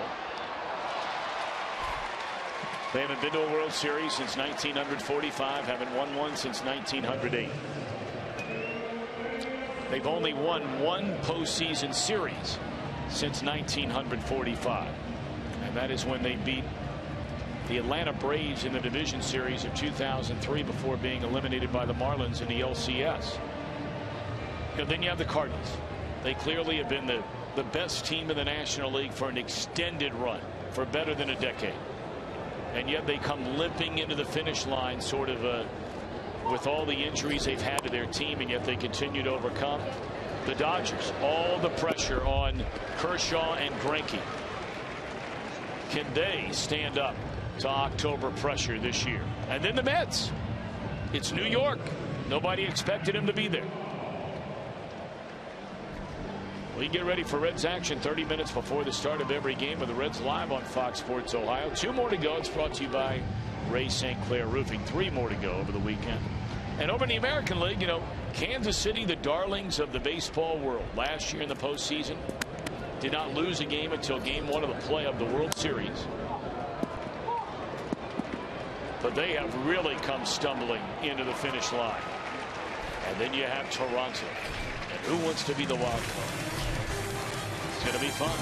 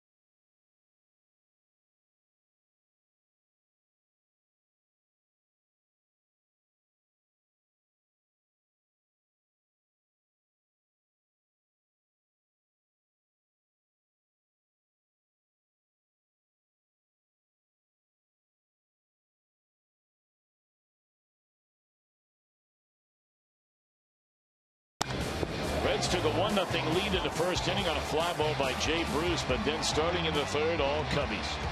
A walk to Lester, a single to Schwarber, a 2-run double by Austin Jackson.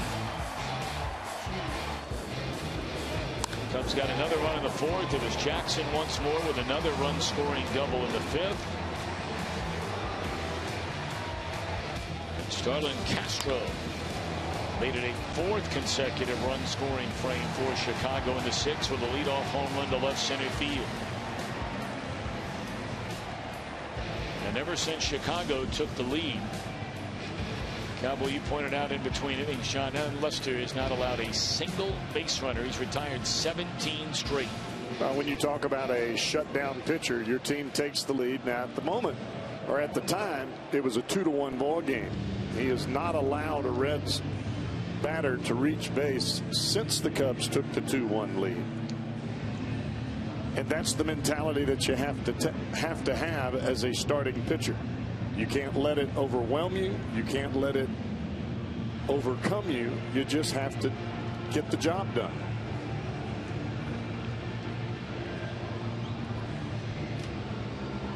Cowboy, where do you see this guy? 2 years ago as a starter for the Reds, he was one of the best rookie starters in Major League Baseball. Then all of a sudden, he's had some injuries. He had some control issues. Everybody knew that they wanted to get away from throwing as many fastballs. It made him so successful as a rookie. Everybody's so, concerned with him finding that second pitch that he could throw for a strike. Well, this year's been a loss. He tried to do that. He tried to do that in the rotation. He's trying to do that out of the bullpen. And I'm talking about using a second pitch. But every young pitcher and player, for that matter, when you get to the big leagues and you face adversity, the first thing that you do is you revert back to what you think that you do best. Instead of trying to manipulate the weakness a little bit, you just go back to what you feel comfortable with in your comfort zone. And for Tony Cingrani, that's throwing a fastball. And I firmly believe that he thinks that coming out of the bullpen, I've only got to face 3 or 4 batters. I can throw my fastball by these guys like I did when I was in college. You can't do that up here. He does not throw 100. And even if he did, you can't throw it by him time and time again. You might get 1, you might get 2. That third one is in the seats.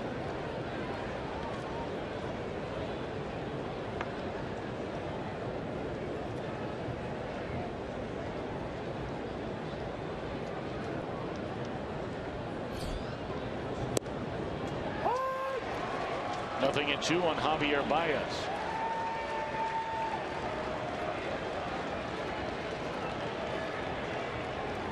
When you look ahead to Cingrani for next year, does he come to camp with a chance in the bullpen? Well, I think he has a chance.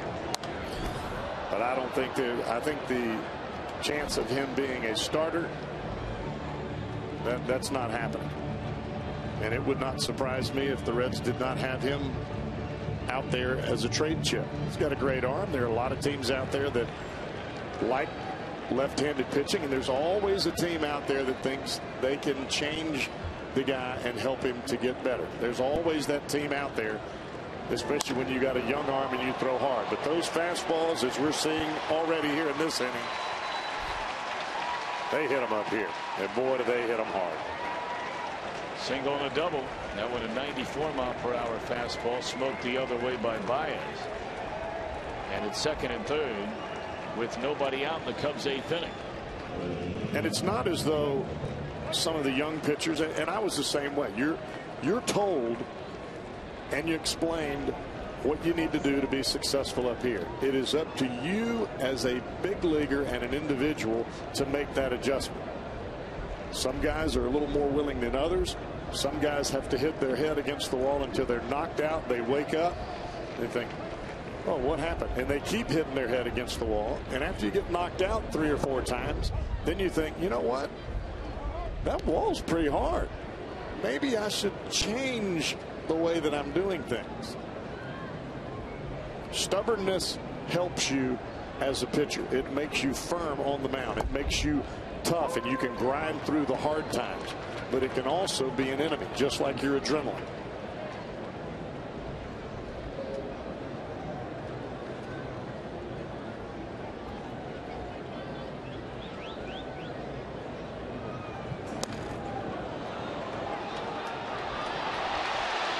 Everybody's safe, and they're loaded. Pushed right up the first base line.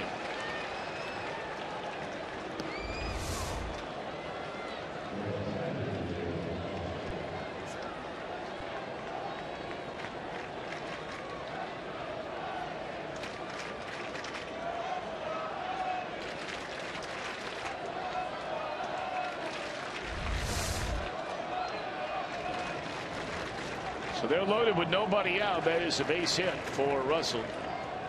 His second of the game. And the Cubs are threatening to blow this thing wide open. Although it is the 8 and 9 spots, and they're both going to bat. The pitcher's going to bat. He's retired 17 in a row.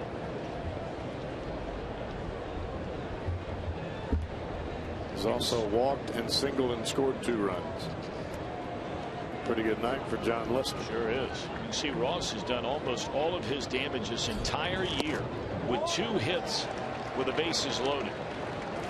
He has a total of 9 runs batted in this entire season. 6 of the 9 you see this year have come with them loaded. Well, David Ross has always been a good fastball hitter. He likes the ball middle in. And a lot of times for pitchers, veteran or young pitchers, when you have the bases loaded, you got to come into the strike zone. Every once in a while you're going to run into one or 2.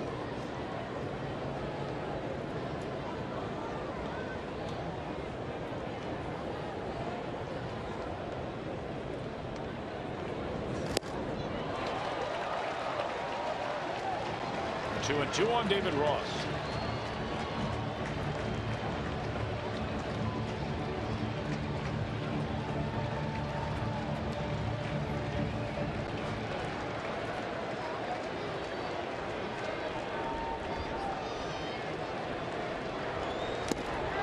Strike 3.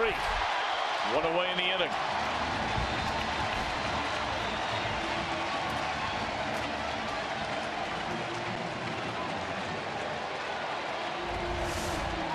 Here's your Cholula flamethrower from Cholula Hot Sauce. 2-2 fastball up and out of the strike zone, and the 179 hitting David Ross chases it for strike 3. You're going to get bad hitters to chase that fastball up and out of the strike zone. But good hitters, they're going to take it, and then you're going to have to come in with a fastball if that's the only pitch you have that you can throw for a strike, and they're going to hammer it.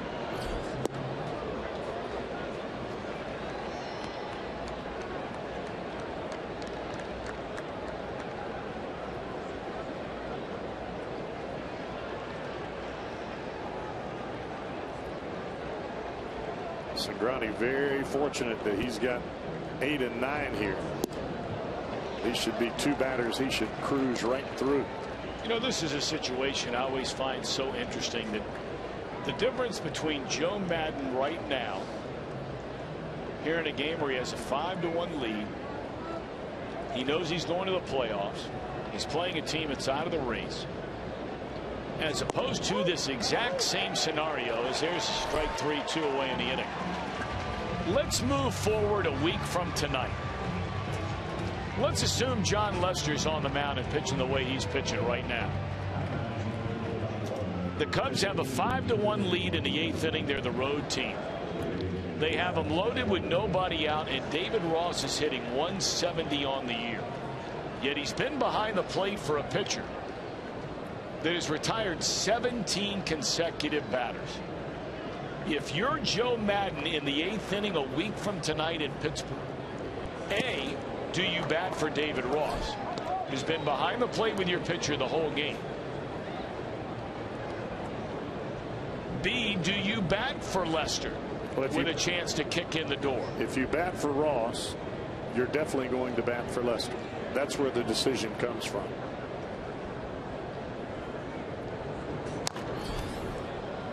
And that's really what it comes down to. If Lester's going to stay in the ball game, you let them both hit because you believe Lester's going to continue to pitch well. You get into the postseason, you got nobody out, bases loaded.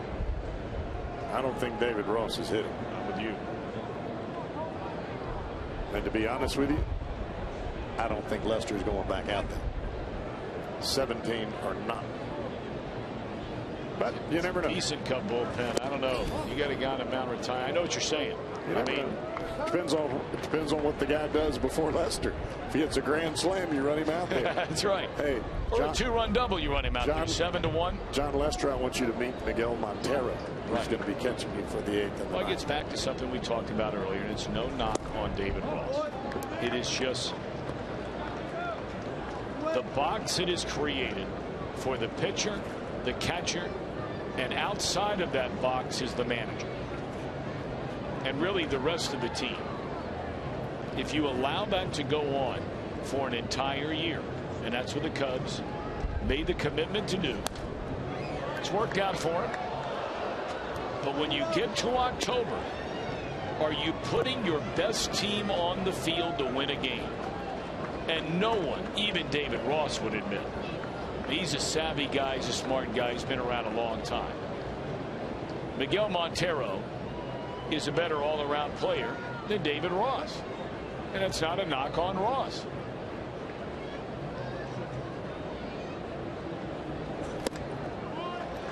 He's a left-handed batter with thunder who you would bat somewhere 5th or 6th in your lineup if you were playing in a playoff game tomorrow.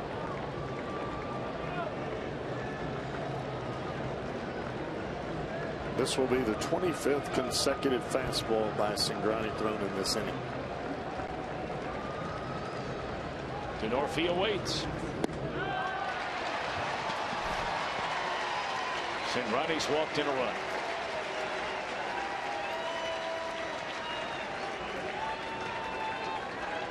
Ryan Price going to come get him or talk to him.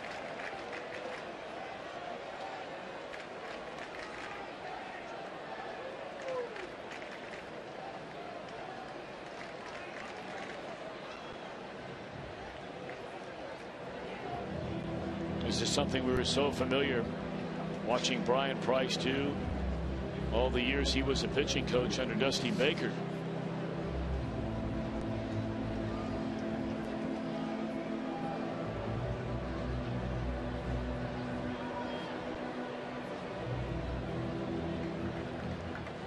Cardinals are 6 outs away from clinching the National League Central Division title. They have a 9-0 lead in the 8th inning at Pittsburgh, game 2 of a doubleheader.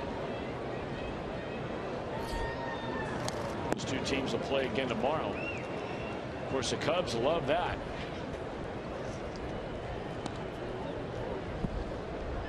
Three games separated those teams when the day began.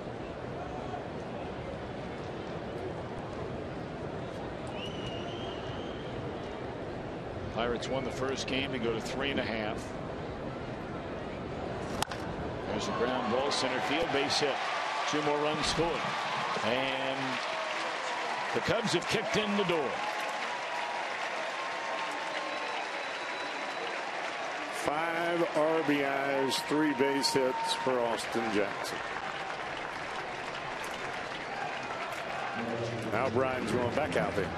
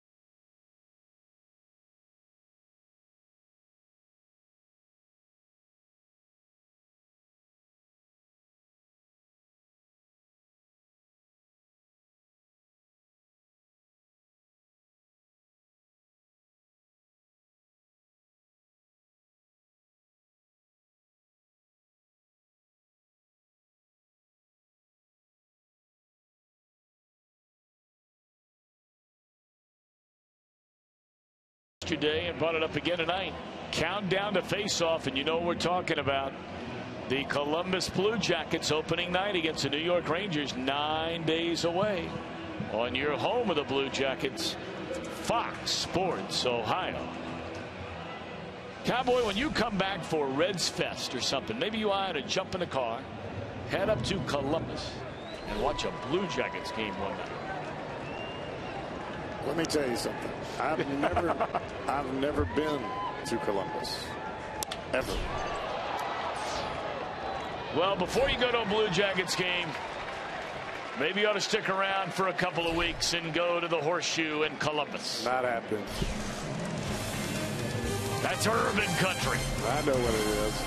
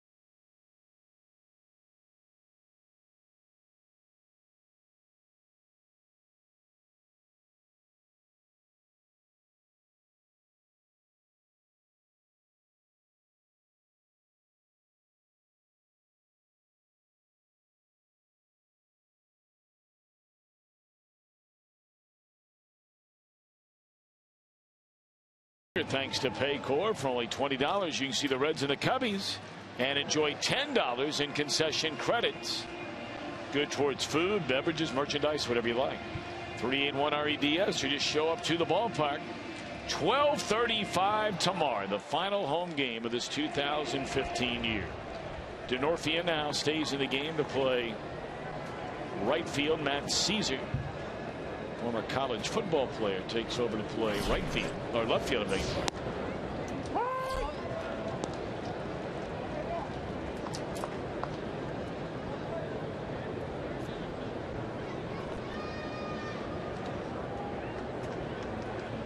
John Lester's retired 17 in a row. The last Red to reach base, the man who bats right now. Brian Pena had a one-out double into right center field in the second inning.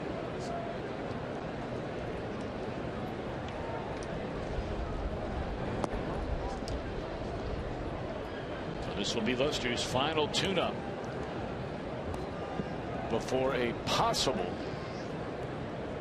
appearance in the postseason. And you say possible because perhaps he could be the one-game playoff starter for the Cubbies. Now it popped up on the right side, or they could hand it to the man who has been their ace all year long. That, of course, would be 21-game winner with a chance to get his 22nd win on Friday night. That would be Jake Arrieta. Whichever one starts the one-game playoff, should they win, the other one starts game one of the division series against St. Louis.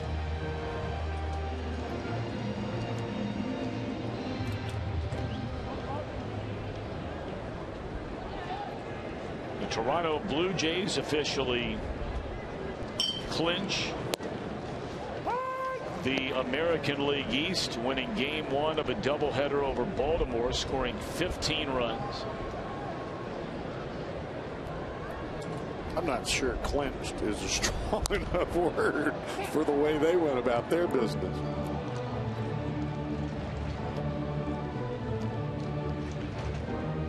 Now they have a 2-game lead, but they're losing in the second game of a doubleheader, but there's still a lot of time to go. It's only a 1-0 Baltimore lead in the 7th inning. I'm sure a lot of the Toronto regulars are getting a breather in that second game of a doubleheader, but you know, maybe they don't let the gas pedal off. You're going for home field advantage throughout the playoffs if you're Toronto, and with that Game 1 win, the Jays have a 2-game lead over Kansas City for the best record in the American League. So if the Blue Jays lose that second game and Kansas City beats the White Sox, it's a 1-game spread going into the final weekend.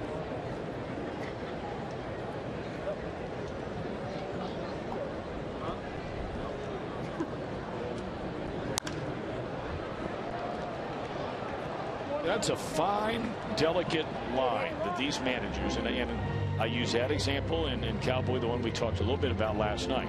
Dodgers won last night. Mets lost last night.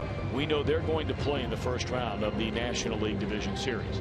There is a 1-game differential between those two teams right now as to who would be home and who would be on the road. Between the Mets and the Dodgers, Mets 1 game better.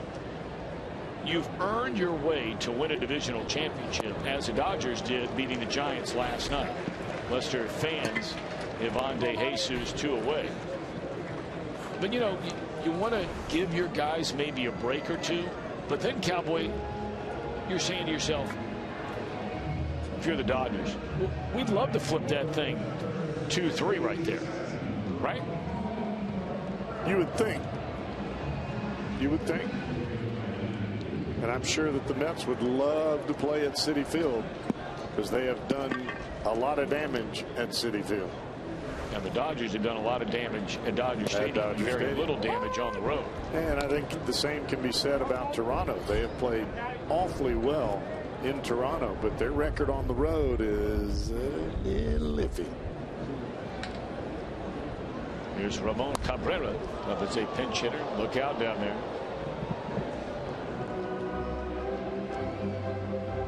Lester is fanned 8. But Tom, I still go back to the old adage: when you get into the postseason, you're only as good as the day's starting pitcher. No doubt about it. I mean, you can talk about offense, and granted, I'm very enamored with the Toronto offense. But you're only as good as your starting pitcher for that day and how he does. If he gives up 7 in the first inning, your chances of winning become really slim. Now, granted, you look at the Kansas City Royals last year against the Oakland A's in that wild card game. They were way down, and they came back against the man that's standing on the mound right now in John Lester. That just doesn't happen that often.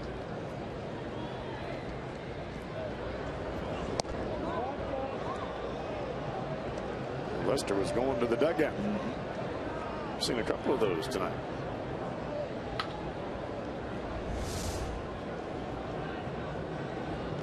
Just a bit outside.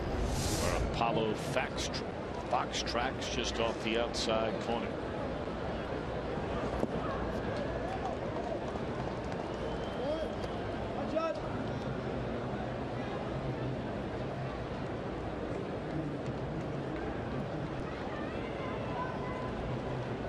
I want to thank in our videotape department on Fox Sports Ohio all year, Kevin Penowit, Matt Crowley, Zach Riedmeyer, Andy Pierce, Don Johnson, and Glenn Brockman.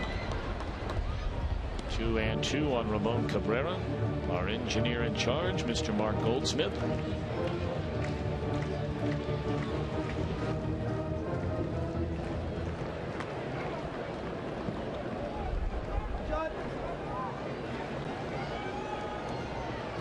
Here's a 2-2 pitch.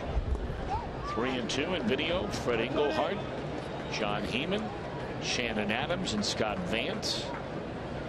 In audio, Jimmy Krob, Dave Romero, and our saying goodbye to our dear friend Dickie Moss. His final game after 54 years. 3-2 pitch.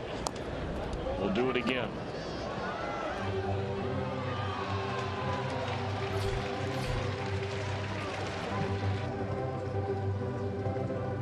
watch Lester, he makes pitches according to how your previous swing was at the plate. You see Cabrera swing over the top of that breaking ball there. And it was on the inside part of the plate. And most of the previous pitches were outside. You want to see a hitter turn his hips, really start to gather. And he does it again.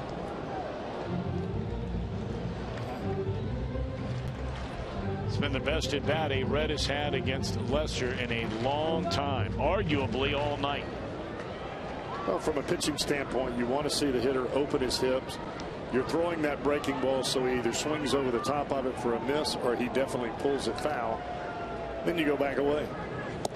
1/10 of his pitches were in that at bat. That ends with a strikeout. 20 in a row retired by Lester. What a night.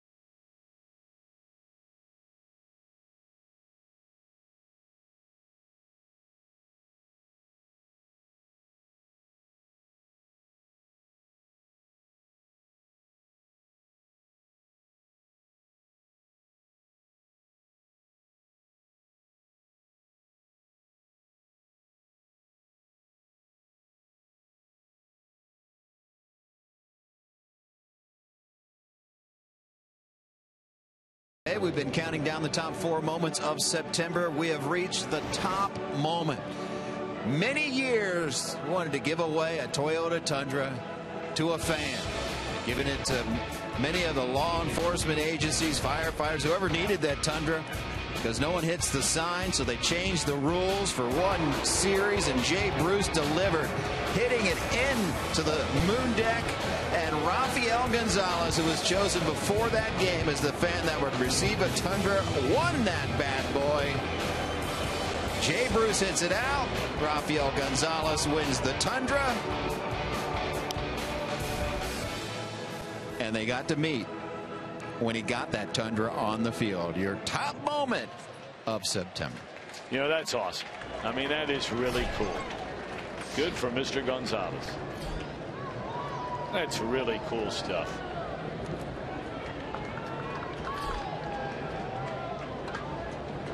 We told the story one time, told it a million times, as Colin Ballister takes over on the mound. That one of the moments I will truly never forget as long as I live. It involves the Reds bench coach, and that was Jay Bell, where he hit a home run, a grand slam for a woman in Arizona who was in the stands, and I'll never forget her name as long as I live.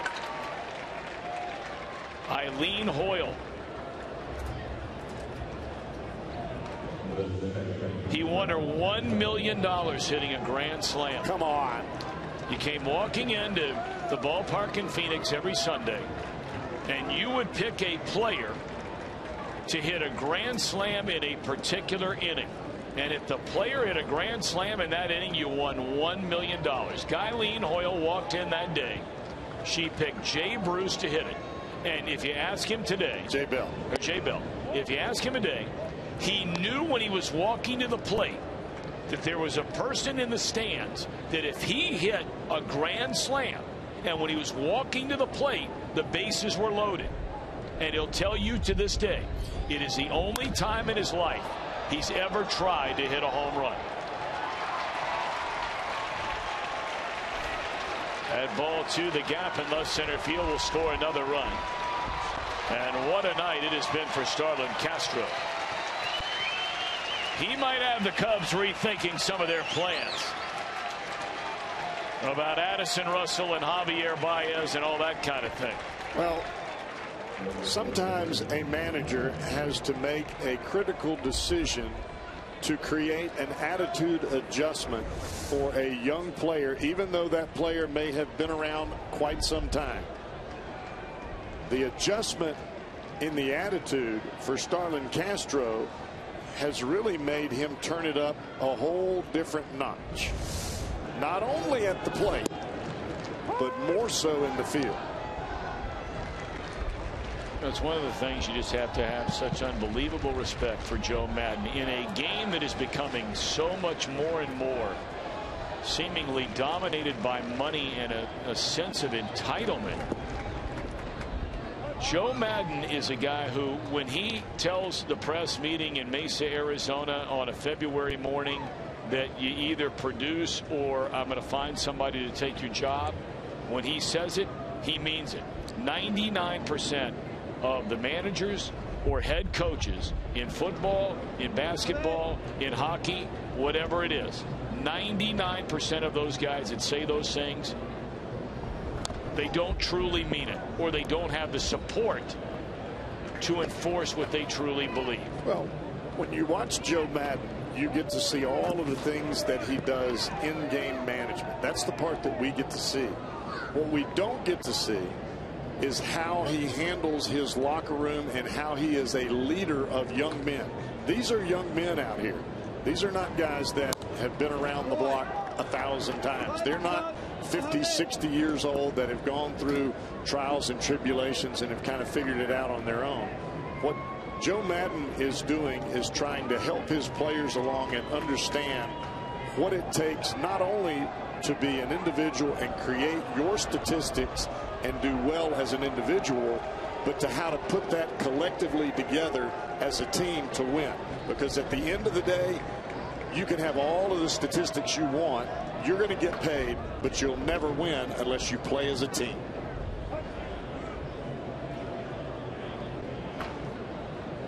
Oh, and 2 on Javier Baez. Runner at second, run home, nobody out in the Chicago 9th inning. Baez gone on strikes, 1 away.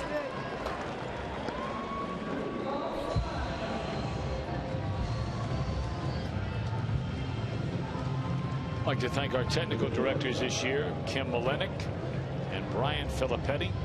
They're the ones who make sure everything works. Everything. When they flip the switch on so you can enjoy Reds baseball on a nightly basis right here on Fox Sports Ohio. We have a very small group of people that by and large travel with us the entire year. Lauren White, Matt Sigafus have been traveling with us for a number of years now. We certainly tip our cap to them. Whoa. Grinding day in and day out as Russell lost the handle of the bat when flying straight back just past David Ross in the on deck circle. Thankfully everybody's all right. Our directors this season, once again, Roy Alfers and Brian Hunterman, an incredible job each and every night. The pictures you see right here. That ball in the air down the left field line towards the corner. That bounces up against the wall. That'll bring in another run. And the Cubs are just laying it on. 10-1.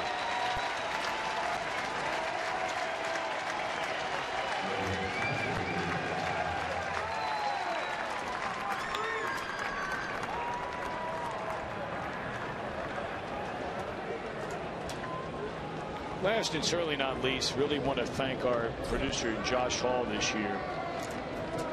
He came here to Cincinnati a couple of years ago. Such a talented young producer and getting the chance to have this job, and he is now very much a seasoned veteran. And for me personally, I know Cowboy, when you come over here on television, and certainly speaking for Chris Welsh and Jim Kelch and George Grand, Josh Hall has just done an amazing job, and we are lucky to have him. And look forward to many, many more years together. Ross able to feel pretty good about finally getting in on the act. That's his first hit of the night. And Lester will be taken down for Tommy La Stella. What a night for John Lester. Retired the last 20 batters he faced. 8 innings, 3 hits, 1 run. The Reds scored their only run in the first inning on 2 just fluke job base hits and a sac fly to knock in one of those 2. Last Red to reach was a 1-out double by Brian Pena in the 2nd inning. Lester strikes out 9, and it's a record-setting night for Lester. More strikeouts than any left-hander in the history of the Chicago Cubs. He does not walk a single batter.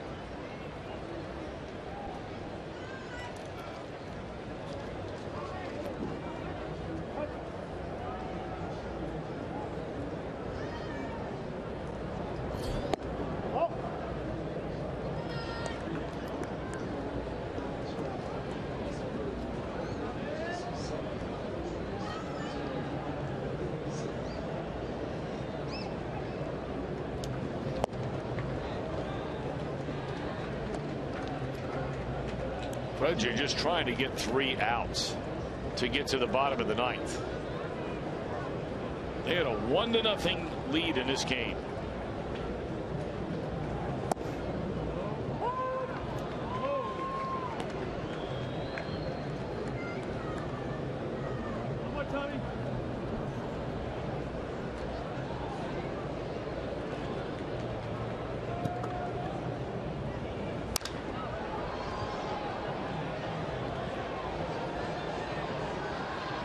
That'll be the 2nd out, and everybody stays put.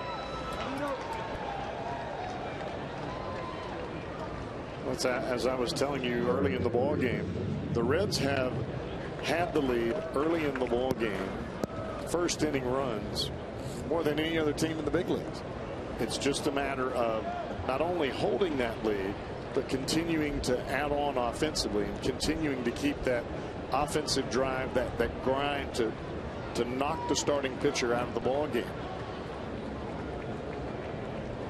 Going forward, that's just one of the things that the Reds are going to have to work on.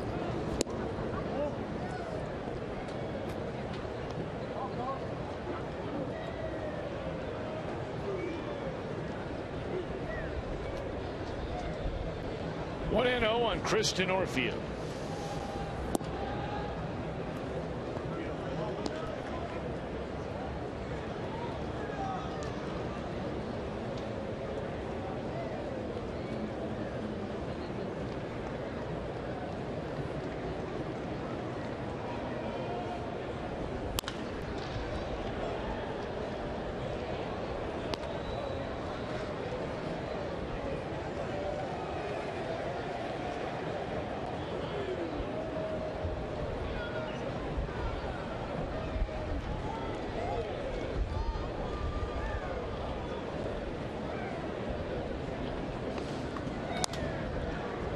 Found on a play by Denorfia.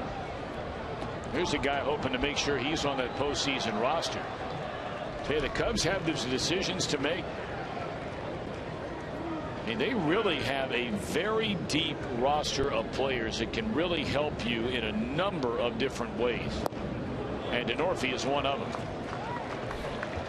Cubs get 2 more in the 9th. Mercifully, the Reds will bat in the bottom of the 9th, trailing 10-1.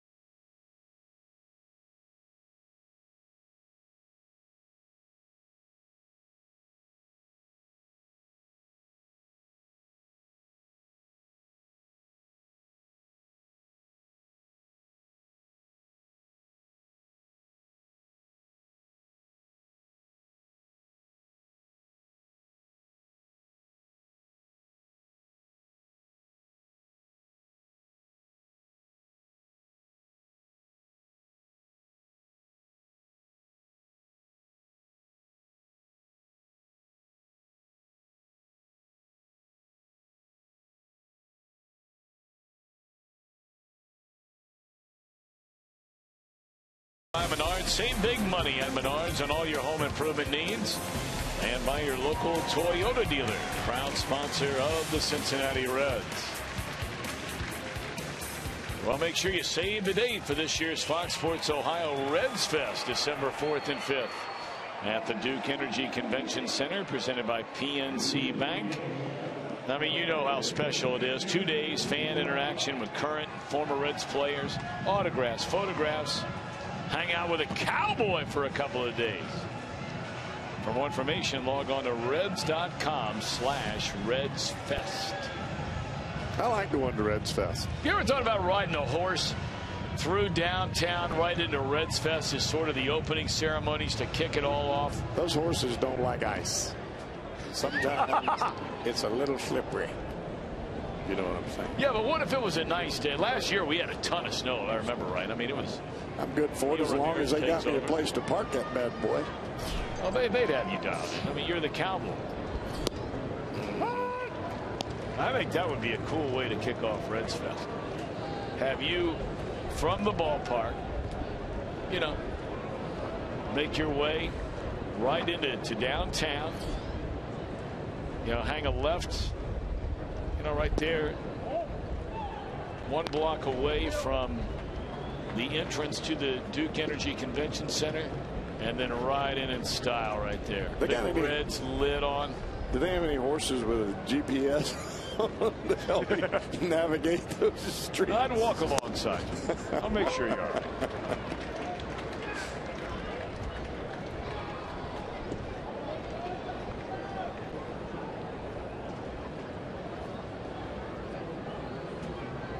That'd be my luck. Ride that bad boy up there. He gets spooked. Take me off into Mount Healthy.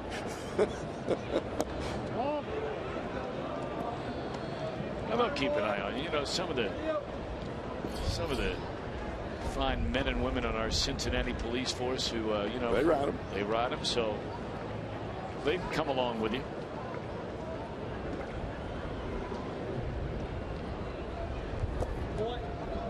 Three and two on Jason Bourgeois, leading off the Reds, bottom of the ninth. Yeah, you were talking about making adjustments to the Cubs roster, as any team does going into the postseason, whether it be a guy with great speed that you may use late in the ball game to pinch run, to steal a base. A lot of these games may come down to the 1 run or a stolen base. You also have to look at what guys do I know that can handle the heat out of the bullpen. Because when you're in postseason play, it does not matter whether you come in the game in the 2nd or 3rd inning in relief or you come in the 9th. The pressure is still applicable.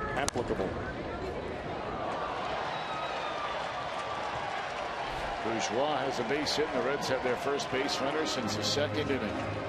Loneliest man in the joint tonight's been Billy Hatcher.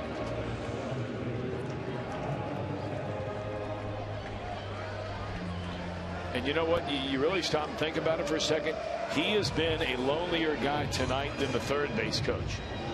Because the Reds had a single. All right, there's one guy who talked to Hatcher. The next guy had a double, so they were standing at 2nd and 3rd. Riggleman had a runner at 3rd. And then next batter had a sac fly. Runner from 3rd's replaced by another runner. The only other hit the Reds had before that one was a double into right center field by Pena.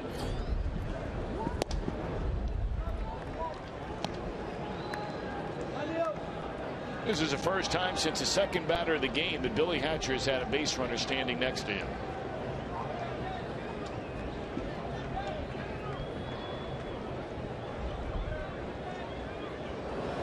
Bourgeois will take second base.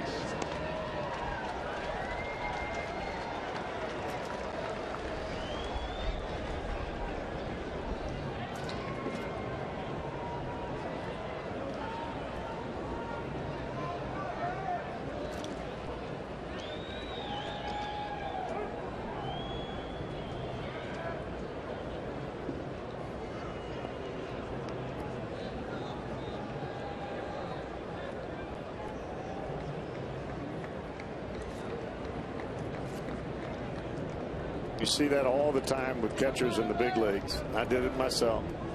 You're reminding the pitcher as the catcher when you run out there we're changing the signs. You use a different set of signs with a runner at second base than you do with a runner at first.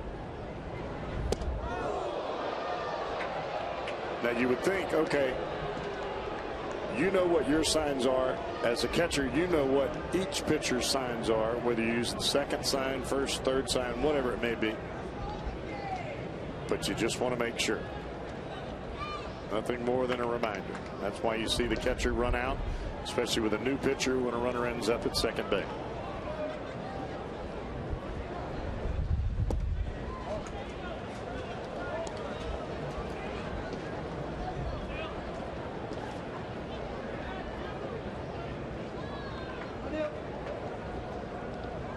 And you look at Neil Ramirez's numbers, his numbers are awfully good. But this is only his 18th ball game that he's pitched in this year. And if you're Joe Madden, that's what you're worried about right there in a postseason ball game. You cannot have someone coming out of the bullpen and walking batters.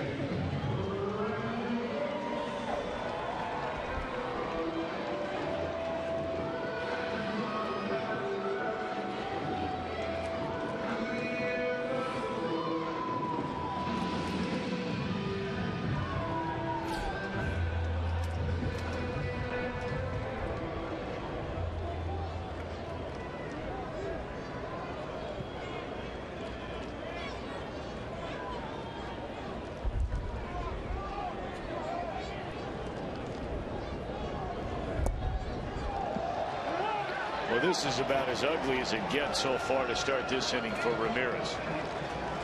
He goes to 3 balls and 2 strikes on Bourgeois. He walks a batter and now bounces one up there, allowing 2 runners to advance. And here comes the pitching coach, Chris Bosio.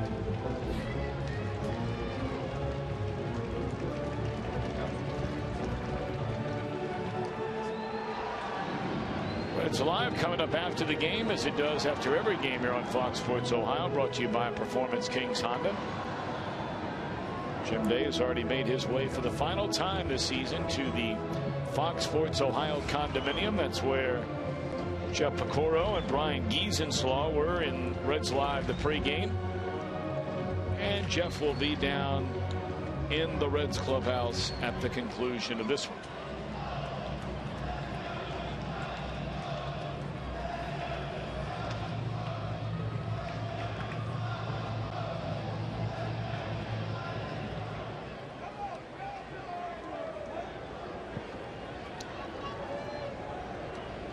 Second and third, nobody out.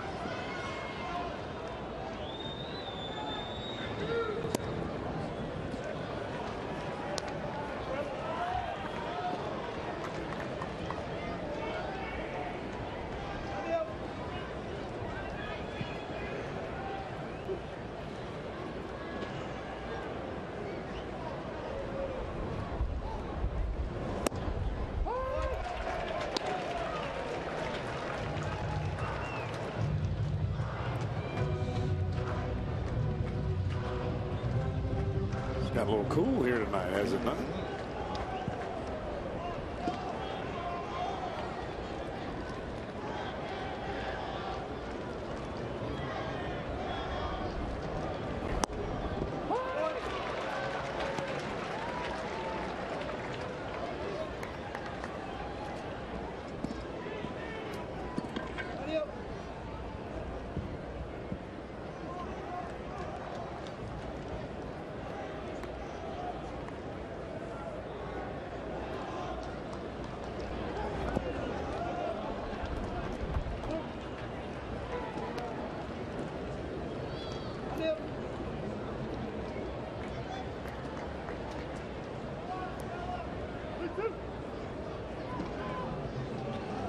We're right on the brink of another pitching change in this game, because Ramirez is not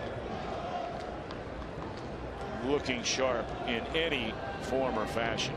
3-2 on Phillips.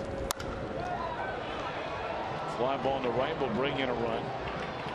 Tagging is Bourgeois. Throw goes into third.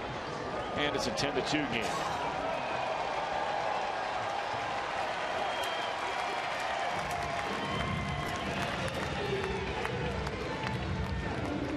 You were talking about all of the roster talent that the Cubs have, not only their starting 8, but off the bench. I mean, we've seen a lot of different players here tonight, and the different roster decisions that you have to make. Well, you're doing the same thing with the pitching staff. Hey, I was sitting there looking at their roster a little bit before the game tonight, and you brought up the point last night about, they brought in Travis Wood to get an idea of, is this something, although we haven't gone all year long asking him to come in and get back-to-back left-handed hitters out. That's exactly was the game plan last night when he brought Wood into the game. He got a double play off the first batter, which ended the game. But, it makes you wonder. I mean, Ross Cup, we've seen at times throw the ball pretty well. And they used him a lot early in that kind of situation. But I believe that was as much about the lefty-on-lefty matchup, and even more so about pitching the last out of the ball game. You gain confidence with that.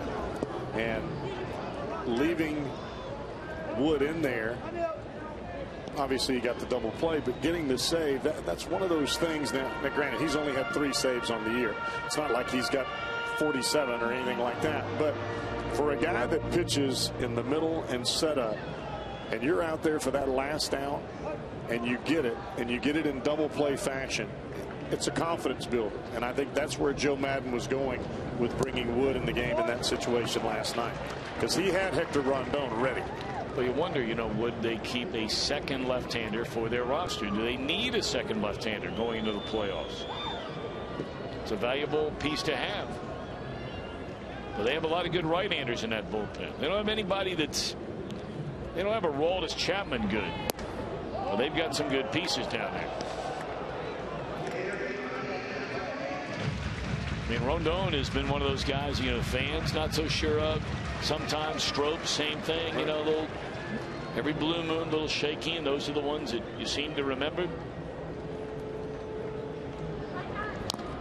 Well, you've got Justin Grimm, you've got Pedro Strop, you've got Hector Rondon. Those 3 right-handers will be in that bullpen. They've been used the majority of times by Joe Maddon in crunch time. You'll have Travis Wood, the left-hander. Now, what are you going to do now? Do you take Ross Cup and an extra left-hander? That's where the maneuverability comes. So bring in another run on a fly ball. Jay Bruce, a pair of sac fly runs batted in tonight to make it 10-3, but the Reds are down to their final out. But when you look at the numbers for the Cubs bullpen, their best numbers are by their right-handed pitchers. Sure. Not left-handers. Well, I'll tell you the guy that's also going to be on that roster, and you can mark it down because his numbers are sick, is Fernando Rodney. Right-handed. 0.87 ERA, and in his career has nearly 250 saves. So Joe Maddon has gone to the beach with him in crunch time during the years in Tampa Bay.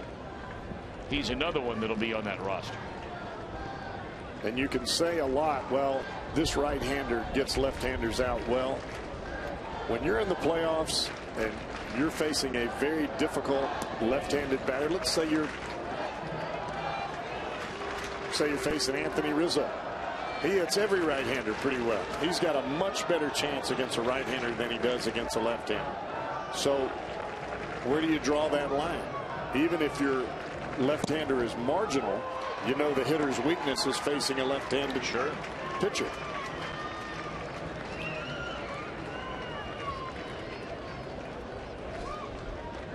And that's not to say that Rizzo can't hit left-handed pitching, but he looks a lot less aggressive and a lot less comfortable against left-handers than he does against right-handers.